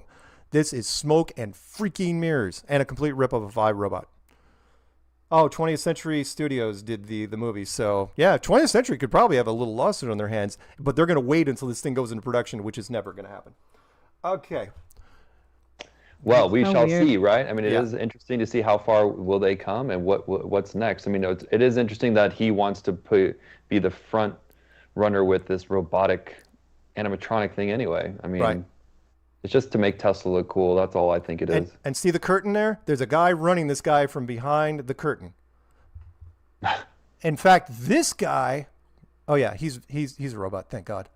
I was about to say that they wouldn't try to actually put somebody with gloves on, because I see the gaps there. It couldn't be actually a guy without it. But anyway, it's absolutely ridiculous. Okay. Yeah, I was thinking, is it a real person? But the way they have the wrist bones or wrist is you can see the metal on the wrist, so it's not a real guy in a suit. Right. So Patricia wanted to remind me. Let's stay with technology. I like her dress, I do have to say. Anyway, Scarlett Johansson, she's got the it factor again. That's why you do screen tests to find out if you look good on camera. Scarlett looks good on camera. She acts well. Oh yeah. She does really well. Scarlett Johansson, she was shocked and angered over a new Chat GPT voice. Why? Some actors haven't figured out. Lawyers for Scarlett Johansson are demanding that OpenAI disclose how it developed an AI personal assistant voice that the actress says sounds uncannily similar to her own. Yes, that's because she's acted in a lot of things. All you need is a voice sample from anybody. It doesn't even have to be that long. And she's got a slew of movies out there. And you just run it through the processor. You can imitate it. You can use it for books on tape. And that is, anyone that's doing voiceovers for books, they're out of work, period. They're done. Because now you can... Go ahead, DJ. I mean, that's because she did the movie Her, and they're trying to bring her to life in this modern day Mm-hmm. setting. Right. That's why they picked her especially. Yes, makes sense. Somewhat ironic that the first movie, the AI movie that really came out, talking about the AI chat stuff, was Her with Joaquin Phoenix. What year was Joaquin Phoenix, Peanut? I'm so glad Peanut's back. What year it was Her? They couldn't come up with an AI voice. Siri wasn't nearly good enough back then, so they had Scarlett Johansson do the voice. She was just a voice actress for this. And here we are years later. Was it 10 years later, 12 years later? And now we have voice chat GPT where the voice is actually good enough to pass for the real thing. And now they can't do overly dramatic stuff. They can't do a lot of highs and lows, but general dialogue. Oh yeah, you bet. You bet they can. So there you go. 2013 film. Wow, it was already actually right underneath there. I already got it, Peanut. So 2013. So yeah, 11 years later, they actually did it. So OpenAI held a live demonstration last week. Many observers compared it to her voice in the movie. And you combine that. So sorry, go ahead. She's suing? No, she's not going to sue. She's got nothing to sue. Okay. She's got nothing to sue for because that's part of the IP agreement you sign, which is when you sign over your likeness, it's not just people that can paint you or T-shirts or posters. It's also things now that are brand new. And again, you didn't have to do anything for it. You could just sleep in. The work's already been done for you, and unless you signed residuals ahead of time, it's just tough luck. It's like the people that did voiceover work for cartoons, like the Flintstones, that went on for syndicated for years and years and years. They didn't make a freaking dime. So right, and they might be dead, but Flintstones is still on with their voice. Right, there you go. Or the thing we were talking about last week with like James Dean doing books, or if you wanted to have Vincent Price read a Halloween novel to you, or read Edgar Allan Poe stuff. Okay, so this goes into the ridiculous. We're already in clown world territory. We got that. I actually really just like things before robots and stuff, before any sort of AI stuff, before where like real people could do voiceover jobs and read books, and you'd be hearing one of your favorite books read by one of your favorite voiceover actors. Yep. What about that? What about things being real? Wow. No, exactly. And we're goodbye to that. Yeah, we're witnessing the demise of the human purpose. I mean, as AI takes over creativity, we're just feeling our purpose being drained. And so that's music will be AI, art, all sorts of writing novels, poetry. Yeah, our ability to, express our uniqueness is waning. And so, what's going to be left of the human spirit? Not much with this AI taking over all the fun stuff that we're really good at, and it's doing it instantly and better. That's why we're on the Tinfoil Sombrero. We were watching those AI Panavision movies that you had played, Mark, because it's so fascinating. Like, how fast can that AI create that shit? And it looks so good and it's captivating. We're like, well, there goes all these jobs and all that creative energy just out the window. Yeah. That's the scary part. Yeah, it homogenizes thing, and what you said, DJ, the creative spirit, the raw creative spirit goes away. Kind of like working in a factory, that kind of thing. That's good for AI quote unquote robot, something like that. Good. But again, the fact that not to beat the band thing from last week, but the fact that a producer can with just software can produce a solo artist. Why would I hire a band? Why would I try to grab a band out of nowhere? I can get 80% of my money for almost no effort. It's need to have models anymore too. Yeah. You don't need in-person shows. just do video with AI generated more than perfect, images. Yeah, modeling clothes. The fact that there are AI models, they're not even people at all. It's not people with filters. AI models that have OnlyFans pages, and they're making a lot of money. And all it is just computers generating images and videos for doing things. Okay, we got a little time left. I want to finish these clown worlds. So this one's from the BBC. Again, this shows you the clickbait, and I love the BBC picks on America because again, the depths to which people will sink in America. Yeah, BBC's on it. Yeah, BBC. It's like BBC reminds its people all the time. It's like, yeah, you know what? It was probably good that they broke away from us. The colonies. The colonies. Yeah. Well, they call us the states, and yes. Because we used to be the colonies, and right. They laugh at us so much. In this case, okay, I get it. Which is, why wouldn't you? This actually doesn't surprise me in the slightest. Which it needs to be laughed at. Hurricane coming to Tampa, influencers going there ahead of time, ignoring the evacuation orders, going into the path of it, and live streaming, finding a place they have service. Right, that's the first part. Because if you don't have a stream going, you're like, what are you going to do? I'm not streaming. Therefore, you don't exist.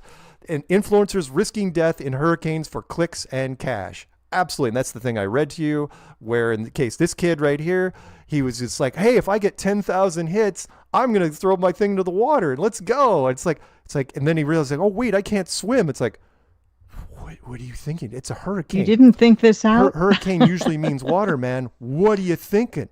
But he doesn't care. He doesn't know. And let's see. He streamed for an hour, got 60,000 views, and then he got hit for, I should probably watch it, and seen by millions after being clipped up and posted on other social media platforms because he got out of there alive. So he made it safely, it says. Yeah. Yeah. Go figure. Okay, 2 more, and then we'll close out. Let's see here. Nope. Claim your free $10 bonus, Mark. I don't want my free bonus. Okay. Oh, actually, this is the last one, and then okay. The rest. Okay, so it's from TMZ, and again, this is clown world all over the place. Cookie Monster, me need cookies ASAP. Driver dressed like character seen speeding. This wasn't a social media thing. He was driving in Germany, and it was caught on a traffic cam. I am dying to know what was going on here. Maybe he was a furry. Oh, he was obviously into something, but okay, first off, love the fact that he's in Germany. It's an American character, a beloved American Sesame Street. Yeah, Peanut says drugs are bad. Yeah, absolutely.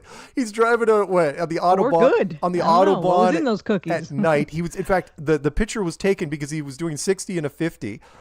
And it's like, what? What do you, how? Why? What where are you look? Are the eyes here? Is he looking? I'm sure he's not looking through those. I don't know, but again, I love it though. It's hilarious. Yeah, Cookie Monster. It's good. It's a good story. It's nice to end on something like that, as opposed to creepy robots falling down on top of children and killing them. Because that's just not so good. This is the human stuff I like, which is it's like, you know what, man, good for you. Whatever you were going for. That's old-fashioned weird news that you just presented to us. This wasn't New York or L.A. This was frickin' Germany. It's like, what are you doing? Oh, anywho. So, yeah. Well, thanks to our live chat. So many people are in there, and I don't have time because we don't have time left to say hello to everyone, but you know who you are, and we appreciate you being here. And we will be back next Tuesday at 10 p.m. Eastern. Yep. And Patricia and I are going to be doing the Secret Show tomorrow on my channel at 6:30 p.m. Eastern time. I still don't have the time down. Yep. And I still have problems with my streaming software, which I attempted earlier in the day to fix. Hey, you know what? Let's do a shout out for that. If anyone is familiar with Lightstream streaming software, email Patricia directly at Patricia Lynn Steere @gmail.com. Or you can go to the channel Patricia Steere and you'll find my contact information there. Because she'd like a few tips. Because I use help. I use OBS, and she keeps making multiple streams. And if you've seen what we've done for the last 2 secret shows, I mean, it's not the most painful thing in the world, but it's not good. Livestream is a little bit like OBS, pretty much. It's maybe a lighter version of OBS, which is why I selected it. Right. It's not as hard as OBS, but for me, it's not easy. It's not easy. It's not easy being green. All right. Exactly. DJ, did you have any closing remarks before we say goodbye to everybody? Yes. So, follow me on DJ Curious Strange World on TikTok and Instagram. If you want to say hello, drop me a message. Would love to see you there. You can catch me tomorrow on Don't Follow Crumb, so Crumb's channel. Yay, 11 Crumb. a.m. Yep. 11 a.m. Pacific Standard Time. So looking forward to that. And then a lot of people were asking me, because we didn't talk about it, but how is my mom feeling about all this stuff? Oh, yes. It's a work in progress, guys. It's just like a lot of our Globe friends and parents that are having a hard time, but we love each other. She is my mom. But it's a little bit of uphill battle. So Mom, if you're watching, thank you for just being patient. And, this is all straight out of Genesis 1. So, if you're going to argue with the Bible or the Matrix, I mean, I feel like it's really simple there for her who has a very strong faith. So, guys, thanks for for the support, because it is hard sometimes. So, all right. But I want to give a shout out to ZULUONE because he is doing a stream right after this. It's BST, and they will be discussing Mars on the ZULUONE channel. That's ZULUONE, all caps, here on YouTube. You mean after the secret show? Not this. Yeah, not after the secret show. Not this. He's not staying up that late. No. But yeah, the secret show. I will be releasing I'm working on my new, because of DJ, my Fast Earth Clue. I'm already working on the script that should be done tomorrow for Election 24. That's what it'll be called, because I want to get this out before the election. And I am going to be doing a high school interview tomorrow morning pretty early, and I should have that out with a little luck before the secret show, because we're going to be recording on the fly. I'm not going to tell you what high school it is, because as you know, if you say it, then the trolls will call up the high school in advance and call the administration and make some sort of hell, and then the interview doesn't happen. So trolls, you can suck it. Hey, those Fast Earth Clues, you're up to 40,000 views on TikTok. Oh, wonderful. Wonderful, wonderful. Again, thank you for doing that, DJ. That's amazing. Going after the kids is important to me. Got to get them while you're young. So said Edward Bernays. All right. With that, I try to go for sound bites, right? And so many times nobody picks up on it. I go, look, the Flat Earth cult is coming for me. I did a whole speech with all sorts of sound bites. Nobody chopped it up and used it against me. So it's like, you know what? I'm bulletproof. Go ahead and do it. Yeah, I'm going to keep doing them. All right. I'll send them out there. We will be back next week. Same flat time, same flat channel. Say goodnight, Patricia. Good night, and thanks to Peanut as well. Say goodnight, DJ. Good night, Strange World. Remember, stay curious out there. And Peanut says goodnight while smoking. Even though he's ill, he's still smoking Pall Mall Reds, which I do not recommend. But you know what? Good for you, Peanut. Oh, tomorrow it's before the secret show when ZULUONE and the BST show comes on. So yes, that is true. He is on before, not after. Yeah, because we give him like just a little over 2 hours. Right. Then we take over. Okay, that's it. So we're gonna roll. Someday we'll get this right. We'll roll Maybe credits. More said, someday I'll get it right. Good night, everybody. Hot sex and cats. There you go.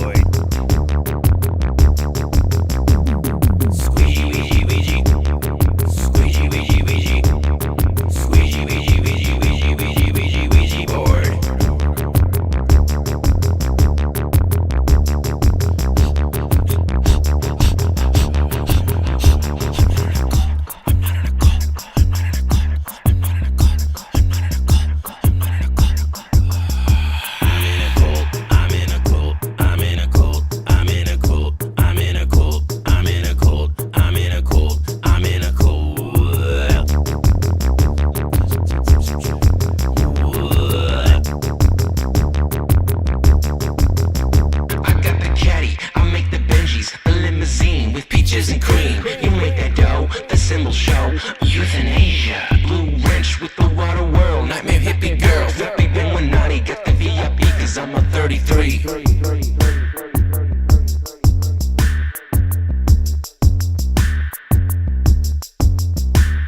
A bunch of important numbers. 3. A bunch of important numbers. 42. A bunch of important numbers. 484. A bunch of important numbers. 5. A bunch of important numbers. 0. A bunch of important numbers. 9. A bunch of important numbers. 23. A bunch of important numbers. 7. A bunch of important numbers. 11. A bunch of important numbers. 11.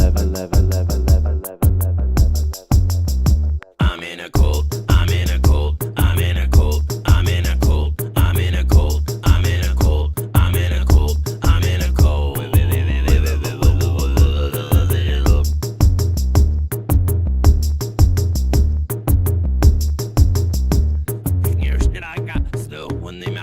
Without the ones like you working tirelessly to keep things running, everything would